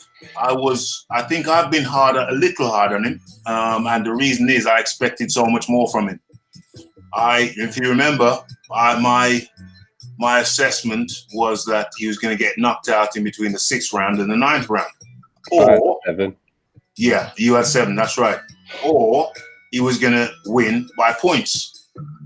So I saw it as being a wafer thin, wafer close fight. That was my perception. And I was wrong. I'm a bit biased. I don't like seeing boxers out of shape. I don't care that they're heavyweight. I don't think there's any excuse for it. Yeah, absolutely. Absolutely. You want to put that thing on silent, Jon? It's on silent now. Oh, okay. So the reason why I may have been a tad harsh with Gorman is because I expected so much more from him. But in reality, he just got outboxed. I think the physical attributes were on Daniel Dubois' side. Dubois fought the right fight, jabbed and waited for the openings, and the power was just too much for him. Yeah, I mean, Gorman, plenty of heart. He covered up. To my mind, too much. He was so. I think once he tasted the manpower that Dubois has acquired, even though he's only 21. Once he tasted the power that Dubois has acquired that he didn't have when they were at Team GB. When he didn't have when he was at Team GB. Once he tasted that, I think he got a little bit shook. And the hands went up over the head, covering the head like pillows, like I said. He had them like this, covering his head. He was shook. I think he got shook. He got shook, and that's just how it goes. Sometimes he thought he knew the entity he was dealing with, and he was shook to realize he was dealing with a totally different entity to what he had been previously accustomed to. Yeah. And he got shook, and it took him out of his game plan. Yeah, definitely. I mean, I think that can happen to anyone. If you think you know something, and it's totally different. Yeah. It can throw you off. Okay, that's exactly what I think happened. He got thrown off. It's somebody he used to spar with. And I mean, I've had that experience myself where I've sparred with somebody and then I haven't sparred with them for a couple of months. And I actually saw the guy in question. I saw him riding by on a bus with a mutual friend of ours who went on to go into the UFC. And when I saw them on the bus together, I was walking past and I said, the next time we spar, I know it's going to be different. Because I was a lot longer than him. I had much more reach on him. And I just had a feeling because I'd sparred with the other guy as well, who went on to go into the UFC. I'd sparred with him as well. And they both were together on the bus. And then they saw me and they were at the top. And I looked up randomly and they were there, gave them the thumbs up. They both gave me the thumbs up. And I don't know if they both individually knew that I was a mutual friend of both of them. But I know that if my man, Danny, his name was sparring with Lee, and then now they both know, he would definitely be talking to Lee about how to get past my reach. And I knew when I sparred him again, he would have some tricks for me. And sure enough, when I sparred him again, he had some techniques that I'd never seen before to deal with the reach. I mean, I still managed, but he did have some. He came back with some new tricks, and it's inevitable when you don't spar or haven't sparred with somebody in a long time, and they will come back with new tricks. Yeah, and that's what happened with Daniel Dubois. Especially when you're going from being a teenager to a man. Well, especially so. Not only is he going to come with new tricks and new skills he's acquired in the intermittent period, but he's going to come back with, especially going from boy to man, he's going to come back with a whole lot more. Yeah. And I think that was what took Nathan Gorman out of his game. It took him. I think it really threw him. It threw him for a loop. Yeah. Threw him for a loop. But for me, I don't like all of this getting down on people just because they've lost. Because it leads to everyone protecting their own. Yeah, can't do that. Can't do that. Yeah. He went in there like a man, a young man, 23-year-old man, and I wish he hadn't said all the things he said about he never won a round. He would have been better off proving it in the ring and doing it with his fists and with his hand. He should never. That basically that's come back to haunt him. Yeah. Well, he's a young man. We all learn from him. He's a young man, but he shouldn't have said that he never won a round against me. He should never have said that. He made a rod for his own back. People have took the rod now and they're beating him with it. Yeah, so he's partially responsible for the response to it. Yeah. No, he is. He's partially responsible. No, he is the one who did all the talking. Yeah. He was the one calling for the fight, and he bit off more than he could chew. In a nutshell. I mean, yeah, it's a good point you made there that he was the one calling for the fight. So I was wondering whether Nathan was just talking a load of codswallop, saying, I mean, he barely won a round. He barely won a round. I know that was an exaggeration because I saw the interview when he made that statement. And he was basically saying that I won by the vast majority of the rounds. But then at the very end of the sentence, he thought, might as well flip it. To be honest, I can't remember him winning a round. So he just put an extra bit of spin on it. And that little extra bit of spice that's the rod that people have come back and they're beating him with. It's all in good fun, I think. I don't think there's any real malice towards Nathan. It's just he made a rod for his back, and when you do that, people beat you with the same rod. Yeah, they do. That's nature. You talk a big fight. That's why there's certain people that don't talk a good fight, the big fight. They'll say, well, I don't know what's going to happen. We'll see come the night. What he should go and do is go and sign up with Dillian because Dillian likes to talk. Dillian's taken an L, and Dillian's come back from it. He's come back from it. He's gone back from it. Yeah, he's come back from it. Take a leaf out of his book. Yeah, but he needs to. But you see, he needs to. Nathan. First off, Nathan. I believe we're both in agreement that Nathan will come back from this. Yeah, I think so. I think don't know so. how good either of them are going to be, like long term. It's just a British level fight for me. It's just a British level fight. I don't know either of them will be world champion, but they're both. Dubois is definitely the best prospect in the UK at the moment at heavyweight. There's no question about that. Yes. Well, I'm getting ahead of it because I'm assuming you're going to talk about Joyce and Jennings as well. Yeah, and time is moving, so we have to move on. I think. What's your final word on Dubois? What's your final words on Dubois Gorman? He needs to keep progressing slow and steady because the potential's all there, and he's 21, so why rush? Yeah, 100. 25 is young for a world title fight at heavyweight. Yeah. He's got all the time in the world. All the time in the world. All the time in the world. Okay, my final pronouncement on the Gorman Dubois fight is I only became a believer in Dubois in the latte fight. Before, I thought he was stiff and slow for a while. And then I can't remember which fight it was, but I saw one fight before the latte fight. I don't know if it was in the sequence. It was just watching at a pub. I don't know if it was definitely the fight before the latte fight. It could have been the fight before the latte fight, and he looked faster. I was watching that fight with an ex-British champion. I'm not going to mention his name. He'll probably be on the show at some point.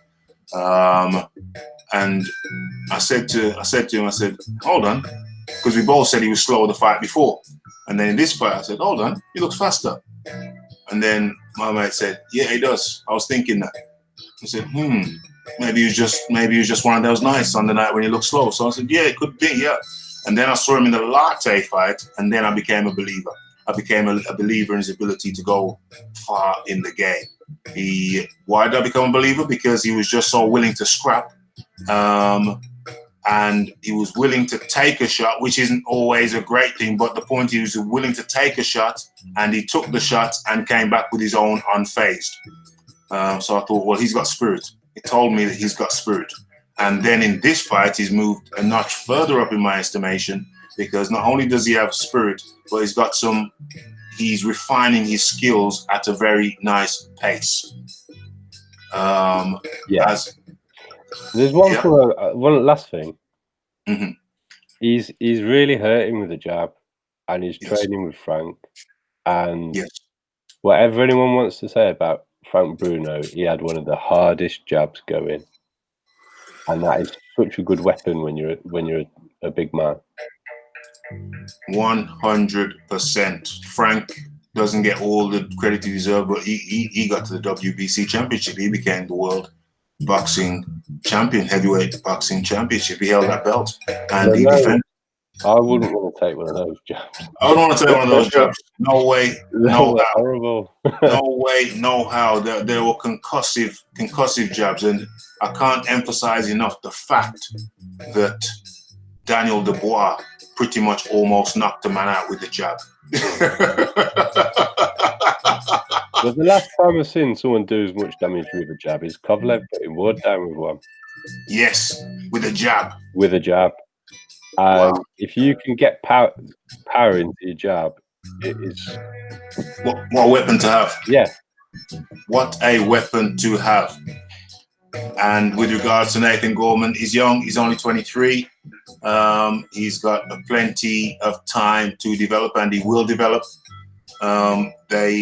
Those ample mistakes that he made in that fight, and that can be a good thing.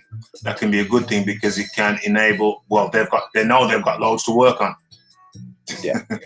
They know they've got loads to work on. They know exactly what they need to work on. His movement, his upper body movement, they need to work on. Although that was pretty good. Well, no, I don't want to say it was pretty good, but he needs to work on his upper body movement, his footwork a little bit. He needs to work on more feints. And of course, the best till last, he needs to bloody use that jab. Yeah, even if he's just using it as a way to get in. even if it's not really landing it. Mm-hmm. Just a way to throw the opponent off. 100%. The jab was that. I'm not saying if he had a jab, if he used a jab, it would have changed the outcome of the fight. But he would have given himself more options and more opportunities had he used the jab. So that is our conclusion on the third topic of the night. And let me go into the chat and see what is going on. Bruno's a natural beast and didn't need to train like AJ or Triple D. But Triple D is the closest thing to Frank. I think I saw Daniel Dubois' dad in the changing room. And I think his dad I think he's just a chip off the old block. His dad is a big fella.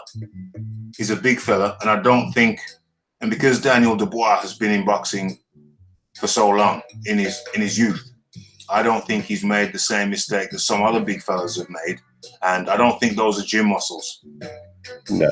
I don't think those are gym muscles. Those muscles came about because he was just naturally, from his dad, a big fella. You get people like that. You get people like that. He's just a big hulking 6'5" Hulk. I used to compete for Birchwood Harriers when I was a kid. And my mate, Curtis, was the number 100 metres runner in the country. Mm-hmm. When I met him, he was 12 stone. No, he was 13 stone and 6'2" at 12 years old. Bloody hell. Some people that way. Some people like that. Yeah. Some people has got just like that. So I don't agree. I don't agree that those are. I don't think those are weightlifting muscles from Daniel Dubois, because he's been. Obviously, he was on the team GB from an early age in his teens, and so I don't think he's had time to get into any bad habits with weights. Those you don't have to lift weights to get no, not at all, not at all. One way of doing it. If you have a natural propensity to build muscle, and you get into any sport, look at. I think you've got certain cricketers. There's one guy. There was one hulking guy who was a cricketer. Now, clearly, I don't think he was in the gym all day to get those muscles to play cricket. I think he was just, I can't remember his name. Black guy, played for the England team probably about 15 years ago. I can't remember his name. But he was just a big hulking guy, and he was always going to be a big hulking guy, but he got into sport. He got into a particular sport, and he still remained a big hulking guy, but it wasn't because he was in the gym powering out weights. I think what Daniel Dubois is going to have to do is watch his diet, if anything, because when you have that propensity to get big, chances are once you get hit to 85, it may go a bit sour. Yes, 100%. 100%. But I mean, if he lives a life, that won't be a problem. Yeah, and I think he will live the life. So his dad now, you can see his dad's like a stout type of guy. He's a stout type of guy. But obviously 30 years before that or 25 years ago, do you know what I'm saying? No, I know exactly what you're talking about. Yeah, he would have looked like a Daniel Dubois. Not as ripped, I don't think, because he wasn't training like him. But yeah, you have to look at people's natural propensity to grow. Chris Lewis. No, his name wasn't Chris Lewis, although he could be another guy who fits the description, Tony. I can't remember his name. I can't remember his name. I don't follow cricket that much, but he was just a big hulk of a fella. Hulk of a fella. Okay, so mesomorph, Triple D is a 6'5" mesomorph. Yep, you can say that. Stomo types, although you can have mix of stomo types. You can have ectomorph, mesomorph, mesomorph toward what's the other one? What's the other stoma type? You got ectomorph, mesomorph, and there's sorry? Is it mesomorph? Yeah, I think it's mesomorph. Yeah, mesomorph. Well, that's mesomorph. No, that's just two. Ectomorph, mesomorph, and there's a third stoma type, the one that goes fat, which I can't remember. But you can have mix of stoma types in one person, though. Kaz says AJ is roid muscle. Kaz, shut your mouth. Shut your trap. I'm going to actually write that so it's there for prosperity. Shut it, Cass. Endomorph, says Pablo. That is correct. Ectomorph, mesomorph, endomorph. Where are we? Where are we? Where are we? Let me just salute some of the chat. AOBZ. I don't know how the hell you pronounce that, but AOBS. How do you do? He's pretty big. He's pretty agile for a big guy. He ducked under some punches. Yeah. So basically, what he just has to do is keep. You see, he has to make sure he doesn't make the same mistakes as AJ did. He has to just all Dubois has to do is train boxing and traditional boxing conditioning drills. That's all he has to do. Basically, he has to do, what do you call it? He has to do calisthenics. It's just boxing training with calisthenics. Your chin-ups, your dips, and your body weight squats, jumping squats. Yeah, maybe you could put the bar up, or you could do some walking lunges with a bar on your back or whatever. I don't think that will harm him, walking lunges, but you can't go too deep into the scientific shizzle that AJ's got into with all these different guys. Do you know what I'm saying? You've got to stay, in my opinion, you have to stay with traditional boxing training methods, and all that muscle will be functional muscle. I got a slightly different take on that. Yeah. I just think if you come to boxing late, you might just have a tendency to tense up. Yeah. If you watch 100-meter sprinter, if they get under pressure and they tense, they slow. And I think you've just got to be loose. 100. And whether it's just repeating the actions so you can do it automatically, or however it is. And I think actually that's why AJ is so stiff, because he came to boxing late. Yeah. It's not natural to him. Yeah, it's clearly not, because I mean, let's say what nobody said yet. Let's say what nobody said yet. Dubois looks looser than AJ. Yeah, possibly. I mean, he was a bit stiff. He was stiff. You've noticed that, but I just think he's benefiting from the fact he's going at a slower pace. Yeah. And he did start at a younger age than AJ, and I think as it goes on, it just becomes natural. You get loose, it's fluid. He's getting more fluid. That's the word. He's getting more fluid. He's getting more noticeably fluid. I think I think AJ can still get more fluid and loose, but I'm always a great believer that if you put your mind to it, you can achieve it. It's whether he's trying to. That's the question. Well, you see, I believe he can get more loose and fluid, but I question whether he can get so that way under his current regime. Well, that's what I mean. Yeah, I'd be trying for it. We'll see what happens. We'll see. I hope he does. Don't get me wrong. I'm hopeful, but I'm not going to be holding my breath. You know, we'll see what happens. We'll just see what happens, won't we? We'll see what happens. Not holding my breath at all. Okay, so what's the last thing before? We're just gonna move on. Sorry, what did you say, John? Joyce Jennings. Yeah, we just got to move on to Joyce Jennings because we've spoken for a long time. It's interesting, no doubt. People are excited by Daniel Dubois' performance, so it's natural that people are excited. So we talk about it. Right, Joyce Jennings. Let me screen share. Well, first and foremost, let me see what's up on the screen. Have I been screening all the time? Joyce Jennings. So Joyce Jennings. Let's go. Joyce Jennings. I'm looking for the appropriate pictures while we. Okay, go ahead, John. Start talking about while I'm looking for the visuals. Well, I think Joe Joyce is getting too much flack for this performance as well. Getting a lot of flack. He's getting a lot of flack for it. I thought he'd do better, so I was wrong. I underestimated Jennings' ability to survive. You all did.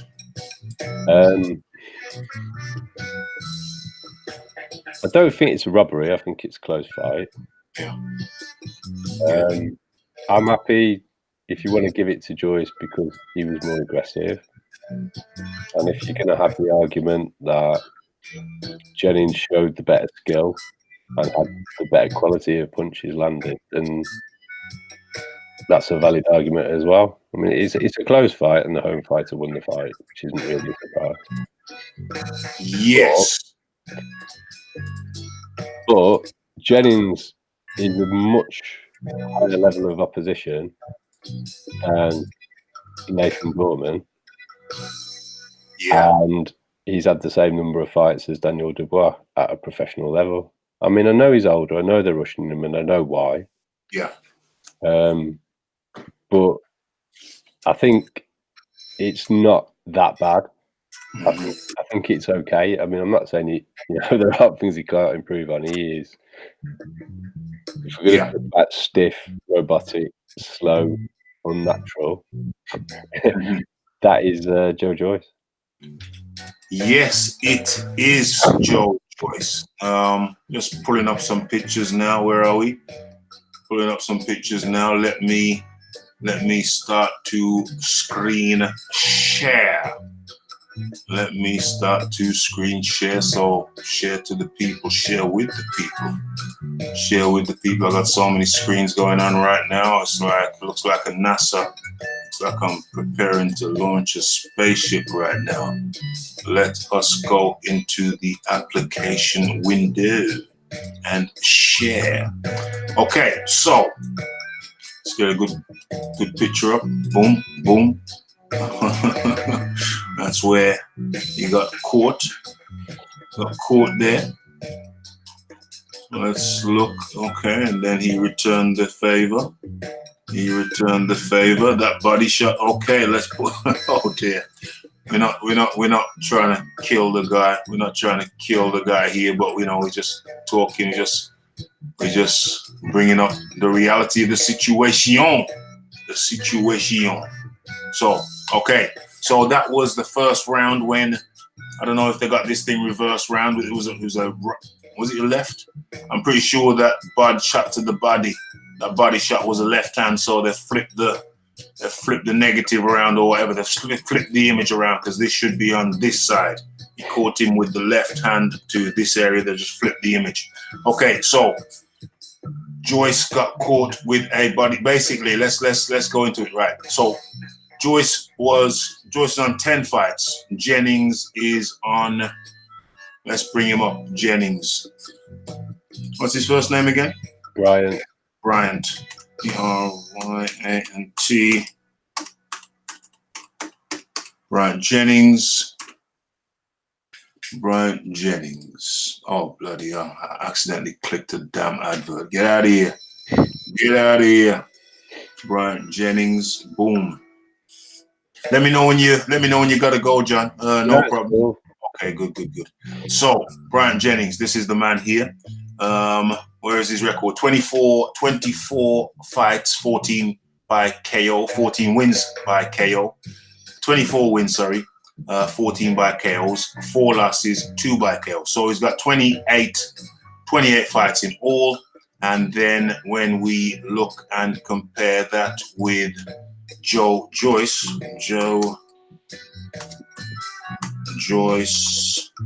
box rec.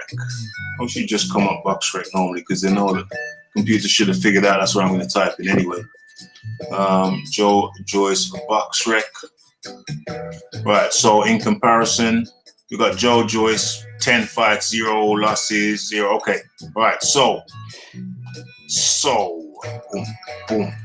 boom. Right, so basically, yeah, I think it was a much closer fight than some of the judges had it. I had this 112 versus 116. But basically, I think that Joyce won via volume. Joyce was just putting out more volume. He was putting out more shots than Jennings was. I would think we could say, if we had to surmise it, I would say it was quality by Jennings, and it was quality versus quantity. And sometimes in boxing, quantity wins. Yeah. He was just putting out more volume. And for a man that size, yeah, he's truly huge. And he's another person who doesn't look like he's really took much weight. No. He goes and he goes and he goes and he goes and he doesn't stop. I think also Jennings didn't like the power. Inhibited him. He really did spend a lot of time in survival mode. Yeah, but he showed some nice skills while he was in there, though. So. I underestimated Jennings. I think we all did. Not that I thought he was gonna. I know that I thought that Joyce was going to go in there and walk through him. I didn't think that my prediction was between the 6th and the 9th round. But Joyce is a wily campaigner. Let's go back to Boxrec just to remind ourselves. This guy has been in there with the likes of Oscar Rivas, with the likes of, well, he just beat Alexander Dimitrenko. He's beat Joey Dubois, the sparring rumor. The sparring rumor guy against AJ, the guy who allegedly concussed AJ. Luis Ortiz, he got beat by Luis Ortiz. I think that was in the 7th round. So he's been in there.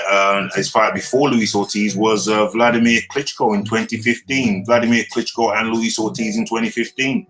There's so 3 other people that have beat him are all top 10 fighters at the time.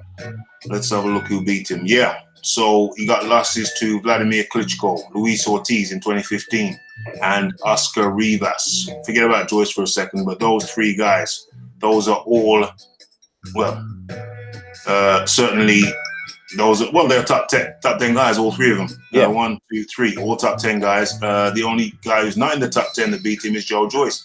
So that bodes well for Joe Joyce in a manner of thinking, in a manner of speaking.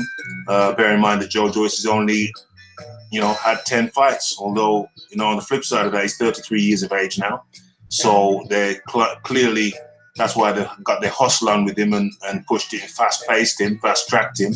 But obviously, if you fast-track somebody, then you're going to have situations like these where, they are up against it with someone with talents that perhaps they have not seen before. Well, I think the other thing is it wasn't a pretty fight. It was not pretty. And then you've had Dubois come on afterwards and put on a real show. So it's inevitable when you look that one-dimensional, like you're following the skillful man around like a mummy. Yeah. You're going to get a bit of stick for it. But I think overall it's not a bad fight for him to have. I think he's got a good case for saying he won. Mm-hmm. Anyone that thinks Jennings won, and people do, you can't really call it a robbery because it's too close.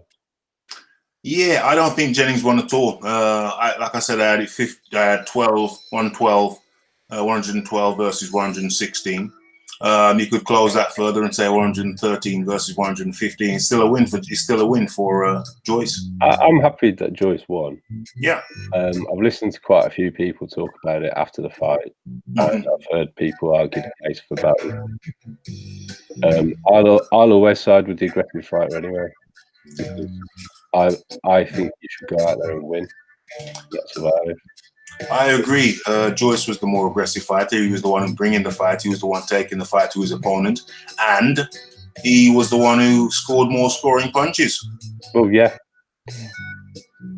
But there are people who will go for quality over quantity. And I understand their point of view. I just don't like it.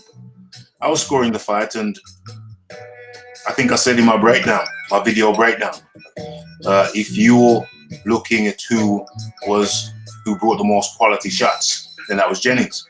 If you're looking at the one who landed the most scoreable punches, that was Joyce. And that's what it comes down to. Without question. I mean, that's the one thing Joyce, well, he's got 3 attributes, I think. He's got a good engine. Yeah. Clearly got some decent power on his shots. Yeah. And so far, his chin hasn't even been bothered. The body shot, probably he didn't enjoy it. He likes a horrible body shot.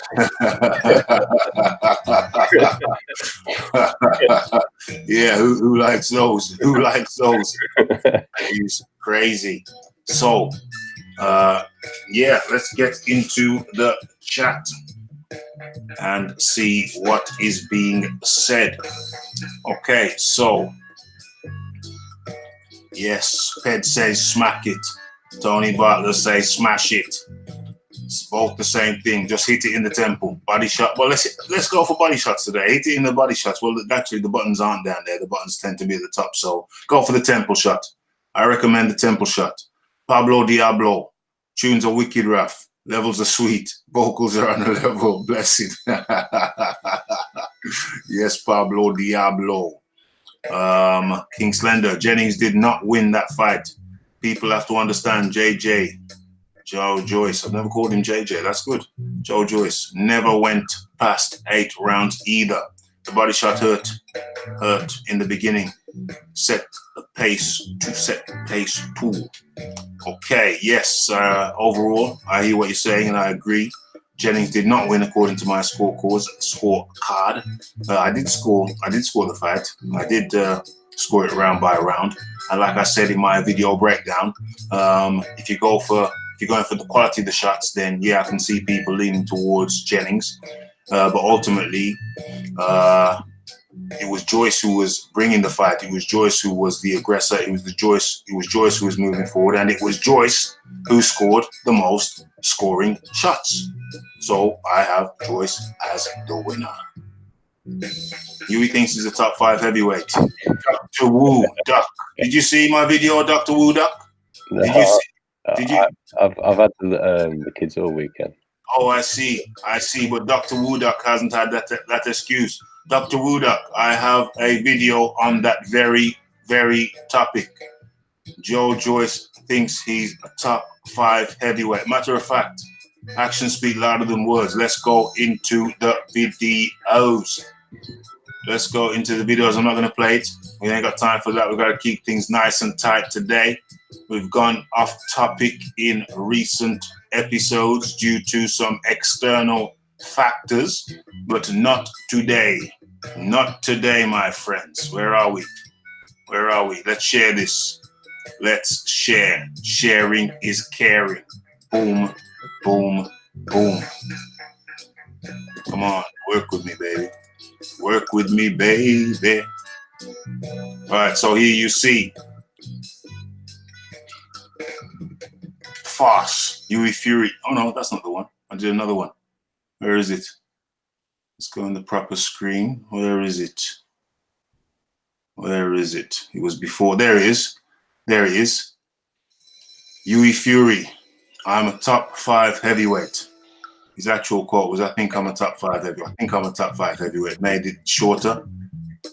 I'm a top 5 heavyweight, says Huey Fury, fighting the guy who had his passport made up by the same guy who did Tito or Luis Ortiz's and Richard Larte's.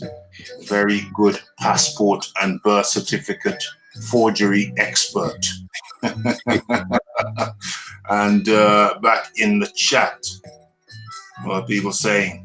Yeah, that was from Dr. Wu Duck. Go and check that video after the show, Dr. Wu Duck, or at some point in the future.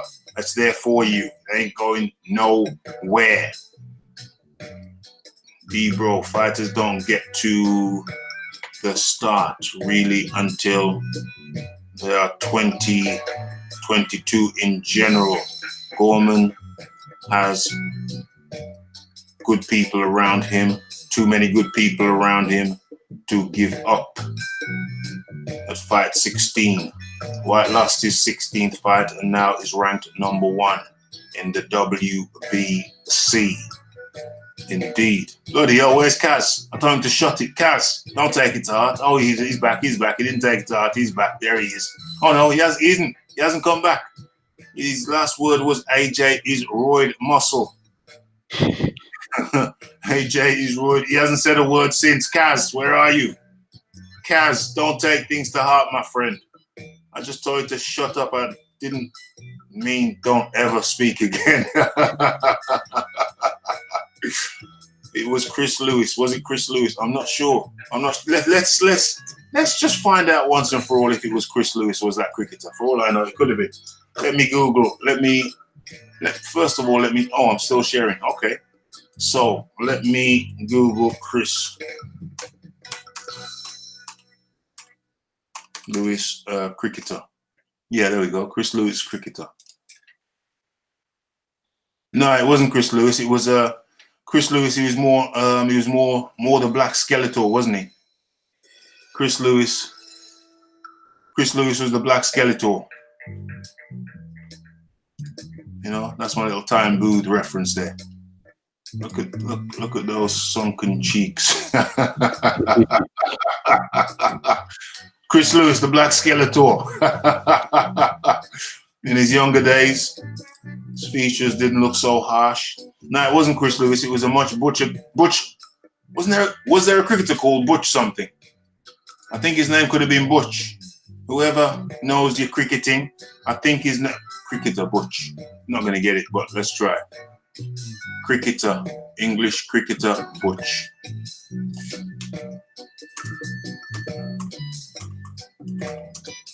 English cricketer. Hold on, it's already written there. English cricketer Butch. It's not Butch Lewis, he was an American promoter. English cricketer Butch.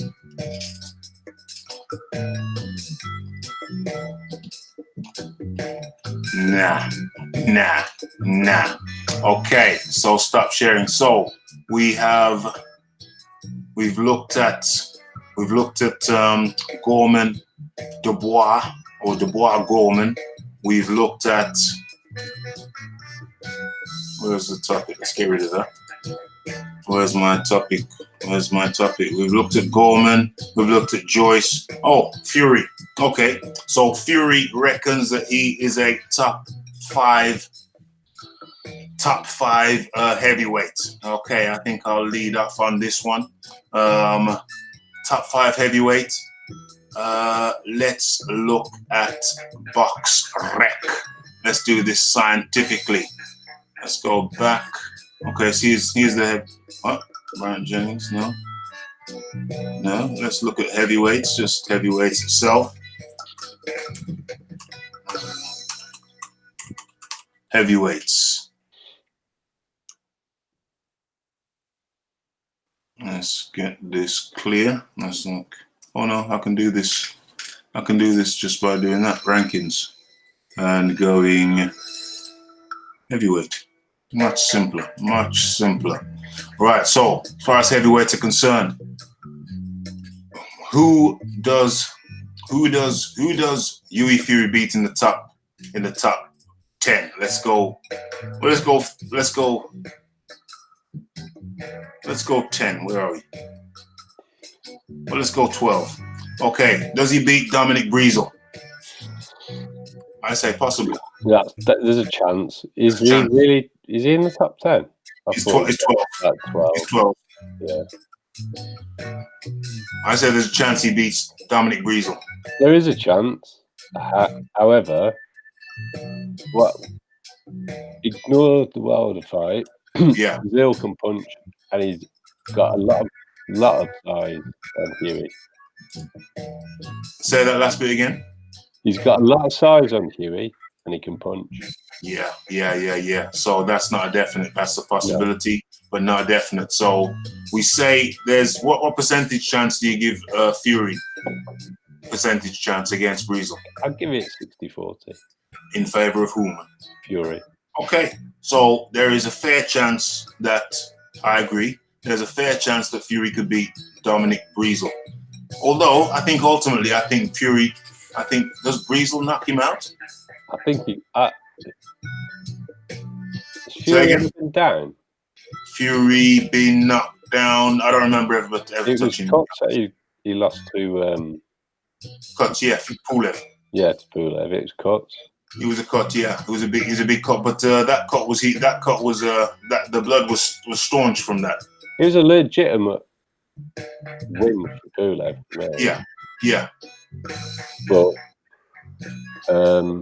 I don't think he's actually been down, so I don't know what his chin's like. I mean, he might have an amazing chin. Yeah. Dominic can punch. He's just slow. He's just slow. I'll give you a 50-50. I'll go 50-50 on that one. I go 50-50 because there's a potential Dominic could catch him. If Dominic catches him, I think he might fold. Yeah. So I'll go 50-50 with that. Adam Kawanaki, I think Adam Kawanaki beats him clearly. Yeah, I'd agree with that. Parker has beat him. Joseph Parker's already beat him. Kubrat Pulev's already beat him. Luis Ortiz. I think Luis Ortiz covers up Crouching Dragon, Tiger, whatever they call that film.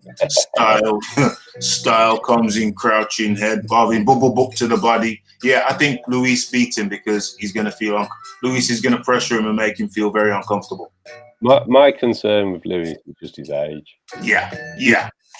So when he got in the ring with Wilder after the Brazil fight, he looked fat. Yes, he did. He looked massive. Yes, he did. And when you're older and you're trying to fit all that weight for a fight, it's going to take it out of you. Yes. Years ago, Luis beat Fury, no problem. So now you think there's a Fury's got a chance against him. I still put in Ortiz as a favourite based on his record. What percentage? 60-40 to Ortiz. 60-40. Yeah. 2 years ago, it'd probably been 80-20 to Ortiz. Yeah. I would go with I say Ortiz, and percentage-wise, I'll go 60-40 also. Jarrell Big Belly Miller, I think he pressures. I think he pressures Huey and pressures him for 12 rounds. And yeah, Huey's on his back foot all night, and he gets out volumed by Jarrell Miller. Now, I don't know which fights he was on PEDs for and which fights he wasn't. So I'm just going to go on what we've seen in the past. Huey's a convicted cheat anyway, so. Well, yeah. So it's you'd say two peas in a pod. Yeah, so, I mean, I'm not going to go into who's the worst cheat. No. I think Jarrell Miller's the worst style for Huey you could get, because what's Huey going to do to keep him off him? He can't do much because he doesn't appear to be a strong fella, Huey. He's not physically strong. He's not physically strong. He's not that big. Nope. And I think that's the worst style matchup for him. I agree. The worst one so far, anyway. Yeah, the worst one thus far, because he's just walking in forward and he's not going to be worried about anything that Huey does. And I don't think Huey can trouble him. No. Dillian White versus Huey Fury. I think Dillian White just marches through him. That left hook takes Huey out. Yes. Remember, he's the body snatcher. Remember, he's called the body snatcher, so he's going to work that. He's going to work that middle, mate. I think both Furies are a bit suspect to the body. I also believe that. Work the middle. Keep the head movement good. Obviously, you're not just going to be working the middle, but you're going to be working high and low. High and low. You're going to be throwing them up and you're going to be throwing them down. The risk with going to the body is leaving yourself open. But when you're up against non-punchers, they can hit Dillian and he will be able to keep going. Yes, I totally agree. You keep marching forward. You have to use a certain degree of head movement. You don't just abandon all defenses. You keep your guard in the appropriate place. You cover your head and you do the Mike Tyson style bobbing and hooking. Dillian does some cheeky slipping off people's punches to take sting out of it as well. He's crafty. He's got more about his style than people give him credit for. There is more to his style than meets the eye. He's got more wrinkles, as the American call them, wrinkles in the game. Little pleats, so to speak. Little tricks. I certainly believe that. So I think we both saying that Dillian White wins that fight. Mm-hmm. Alexander Povetkin. I think he'd knock Huey out as well. I think he's knocking Huey out. Yeah. I think he's knocking Huey out. I think he's coming. I think he's bringing that bobbing and weaving style, and he's just going for the knockout. He's every round he's going for the knockout, and he's going to go to the body as well because he's relatively short for a heavyweight, only 6'3". These days, that's short. He's got a small reach for a heavyweight as well. He's got a small reach. He knows how to work it. He's an Olympic gold medalist. His foot movement's good. He's an Olympic gold medalist, an ex I think a WBA heavyweight champion. He's a titleist, doesn't he? Say again. He's held a title. Yes, he has. Tyson Fury, I think we can skip. Well, we don't have to skip that. We can talk about it, even though I don't think they'd fight. But Tyson Fury beats Hughie Fury in my book. He beats him at his own game. They'd never fight. Yeah, they'd never fight. But if they did, then I think Tyson Fury wins. Anthony Joshua, I believe Anthony Joshua knocks Hughie Fury out. No doubt. Again, what are you going to do to keep Joshua off? You know, he's not going to do enough. He's not going to do He's enough. not going to do anything. He's not going to do enough. Joshua's going to be hungry, especially if he got him before he got Fury. You take it out on his cousin. Potentially. Yeah, you take it out on the cousin. Deontay Wilder knocks Hughie Fury Spark out, in my humble opinion. Yeah, I'm not sure what round. It might take Wilder a while to catch up with him, but I think it would take him a long time. But he would. Well, he knocked out the evasive. He knocked out the better of the two fighters. He knocked down Fury Tyson on 2 occasions. Well, and also against Tyson, he's got a 2-inch reach disadvantage. He's going to have a reach advantage over Fury. Yes, Hughie's reach. That is very interesting. Very interesting. Andy Ruiz Jr. versus Hughie Fury, in my opinion. Andy Ruiz Jr. does his bob and weave. Well, people say he hasn't got the best head movement, but anyway, it's slipping off punches, which wouldn't worry him too much, and he would just consistently hunt down Hughie Fury. I think Hughie Fury would do a record number of laps around the ring, and if he doesn't get knocked out, which is a chance he's not going to get knocked out, Andy Ruiz beats him on points. Yeah, I mean, whatever anyone would say about Ruiz's head movement, he's got a good chin. Yes, indeed. Yes, indeed. What time is this? 11:21. Let me come out of this and go into the chat. And also we can stop sharing also. Okay, so let's see what people are saying. So that's Smack It. Give it the button by Ped. Give the button a temple shot by Raphie. Yes, that's very nice. I appreciate that. King Slender. I don't think he defeats any of them, at least right now. No fight show this. Hughie can't punch. It will cost him and back up with punches. It will cost him and back up with punches. Okay, so Loma King, yes. Hughie Fury is seriously deluded, says Dr. Wu Duck. Pablo Diablo, some serious West Indian cricketers have settled in the Northwest, Raphie. Big respect to them. Big respect indeed. Mark Butcher. I think Toby Bartlett has nailed it down. We have to take, it's a news flash. We're going for Mark Butcher because I believe he's right. UTCHER, Mark Butcher, cricketer. Hold on, am I sharing? Let me share because I believe. Well, come on, where's the icon? There we are. We're going to share. We're going to go application window. We're going to go, nope. Nope, and that's not him. That's a light-skinned fella. I thought you were onto it. That's a light-skinned fella there. No, this guy was dark. Very dark. Big, dark guy. I'll do a bit of research. He was active about maybe 50, no, I'm lying, it could be 20 years ago. He was active in the 2019, so 19, so 20 years ago. He was active about in the 2000s, early 2000s, so it's not, you had me excited there. I thought that would be it. No, that is not the one. Let me come out of that and into this. Okay, so Yard v Kovalev. It looks like, what, is it signed? I've heard it's signed.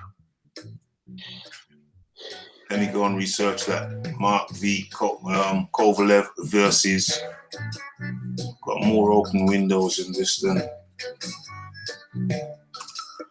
Kovalev versus Yardy. Yard. Kovalev versus Yard. What's the latest? I've heard it was signed. What's the very, very latest? Oh wow. Wow. Wow. Wow. Okay. What's the date on this piece? It's the 12th of July. Okay, so this is, what's the date today? Is it 12th? This one is dated for the 12th of July. Let me check. Today, Raphie. It's the 15th. Raphie, I've got to get off. Hey, mates. John, much appreciated. Where are you? Let me get in the right window. Yeah, John, much appreciated. Thanks for joining us. I know you've got your 6:30 wake up. Is it 6:30 you're waking up or 6:30 you're in the gym? Get in the gym for. You have to be you get in the gym for 6:30 a.m. Yeah. Salute to you, sir. It has been a pleasure having you on. Thanks for coming on and sharing your thoughts with us. No and anybody in the chat who has not already smashed the like button, smash the like button for John. He's getting up he has to be in the gym for 6:30 a.m. not p.m. It's a big difference, guys. Cheers, John. Speak to you soon, Mocha. See you soon, Raphie. Cheers, mate. Thank you very much for your participation. Okay, so it is now. Let me respond to a private message. No probs, bud. No probs, bud. Just get it to me. Get it to me when. Just get it to me. Cheers. Get to me. Cheers. That was an important message, guys. Otherwise, I wouldn't be interrupting the show for it. To me, cheers. Thank you. Thank you. Yeah, I wouldn't be interrupting the show to send an unimportant message. Thank you for your understanding. Okay, so Yard v Kovalev is our last topic. So, Sergey Kovalev versus Anthony Yard officially announced for August the 24th in Russia. The Brit will travel to his veteran opponent's backyard for a world title opportunity. And there we see Kovalev with many, many belts. 1, 2, 3, 4 belts. There we go. And that doesn't include the one holding up his pants. Right. Yardy, 18-0 with 17 KOs, has had a limited amateur career, and so has been brought along slowly in the early stages of his pro career. The Londoner boasts an impressive yes. Regardless, he slowly worked his way up to number 1 in the WBO light heavyweight rankings and has subsequently been called as the champion's next challenger. Kovalev, 33-3-1 with 28 KOs, is now in the later stages or the latter stages of his career. A few years ago, the Russian was unified champion and rated as one of the pound-for-pound best in boxing before 2 losses to Andre Ward put paid to that status, or status, whichever way you choose to pronounce it. Yeah, I said, this is my time now, and I'm going to show the world what I'm all about. Waiting for my time to come around could have been a frustration, but we turned it into a positive, and I'm even more ready to seize the moment. Seize the day. Everything has fallen perfectly into place for me. This will be my coronation as world champion, and I'm going to realize my dream by beating the most decorated of the current world title holders. Well, thank you. Those are the words of Anthony Yard. Let's go back into the chat. My opinion is that Yard is too inexperienced, and the experienced Kovalev has still got more in the tank to give. However, that's my point A. Point B is Frank Warren is renowned and reputed allegedly for knowing the right time to take on an aging champ. I don't know the statistics behind it. It's just an argument that I have heard being made. So if Frank Warren Earn with Hearn up in the building. Good to have you, bro. Good to have you. So if Warren is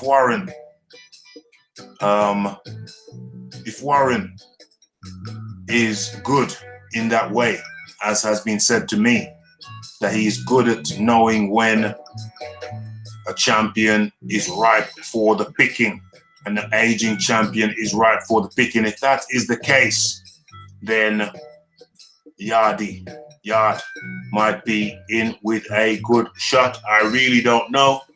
I've seen both guys fight, obviously, but I can't say I see a definitive route for victory for Yard. I can't say I do. So I would have to give that a 50-50 rating. 50-50 rating. King Slender says, got to go. Take care, guys. See you Friday, maybe. Excellente, King Slender. It's great to have you up in the building. So 50-50 shot is what I'm saying. Yard has about 50% chance to make this snatch the belt. It's 50-50. That's not bad odds. That's not bad odds. He could keep on going for a while longer, but I don't know. Am I in favor of him going for the shot? I was not previously. I was not. I would have always said, well, become European champion first. Is he European champion? What's his ranking? Is Yard European champion? Let's have a look. Yard. Anthony Yard. Anthony Yard. Let's go. Anthony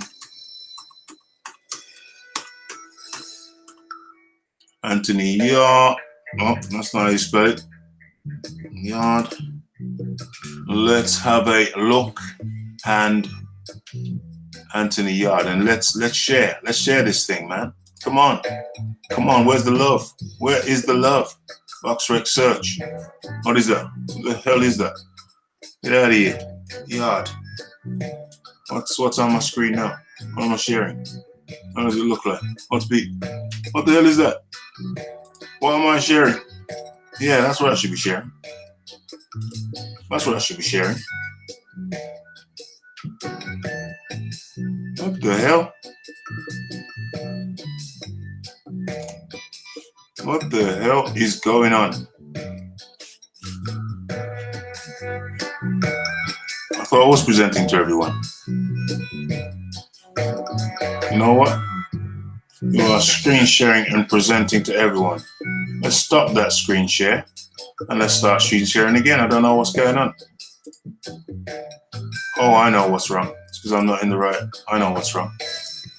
Right, that's what I want to screen share. That is what I wish to screen share. What is it? Is it Anthony Yard? Yeah, share. Okay. Yeah, so that took a while. Okay, so Anthony Yard, 18-0-0. What is his title? Light heavyweight. What belt does he hold? What belt does Anthony Yard hold? What's the name of his belt? What's the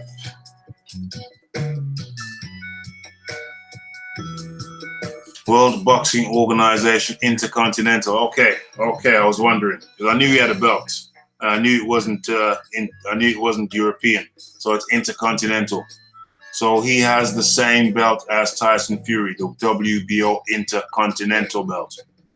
Yeah, Intercontinental. What area does that cover? Who the hell knows? Who the hell knows? Okay, so it's danger in a corner.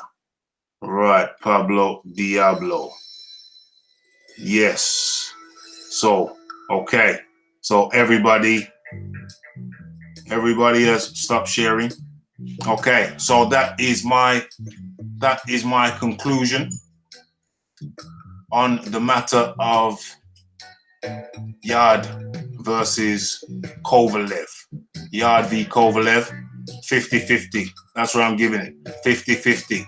It's hard to split them. It's the aging champion versus the new Jack. New Jack City. New Jack guy. New Jack guy. New Jack guy. So, what are we saying? What are we saying? We are saying we have covered multiple topics. We've covered the passing of, where is he? Where is he? Let me share this picture. Let me share this picture. Salute to the now gone champion. He was pound for pound. He was ranked pound for pound by the Ring magazine for 4 years in a row. Some people say he beat De La Hoya. He fought bigger guys. From lightweight up to super welter or light middle, however you want to term it. Was crowned pound for pound for 4 years in a row. He fought bigger guys, from the lighter guys, from the lightweights up to super welter. Fought way bigger guys. If you ever see his fight with Oscar De La Hoya, it's like they look like they're 2 or 3 different weight categories apart. Didn't matter. Took it to him. He beat Chavez and was only awarded the draw when everybody and his dog and his mother, his mother and their dog saw the fight, knew that he beat Julio Cesar Chavez. Massive things, massive resume. When kings of the game really were kings of the game. Not going to do the normal roll call, but respect to everybody for showing up and turning up. Tommy Temper's on a research project. Appreciation goes to him as well.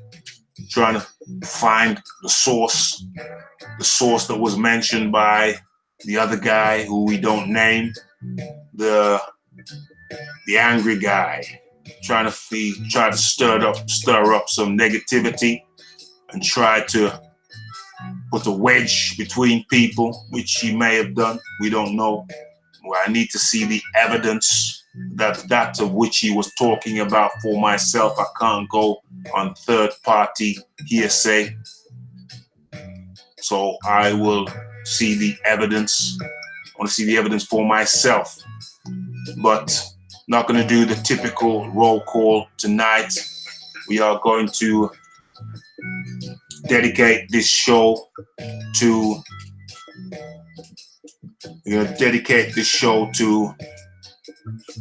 the man himself, someone who is instrumental in all of these new jacks you see twisting and turning and doing their slick moves in the ring today.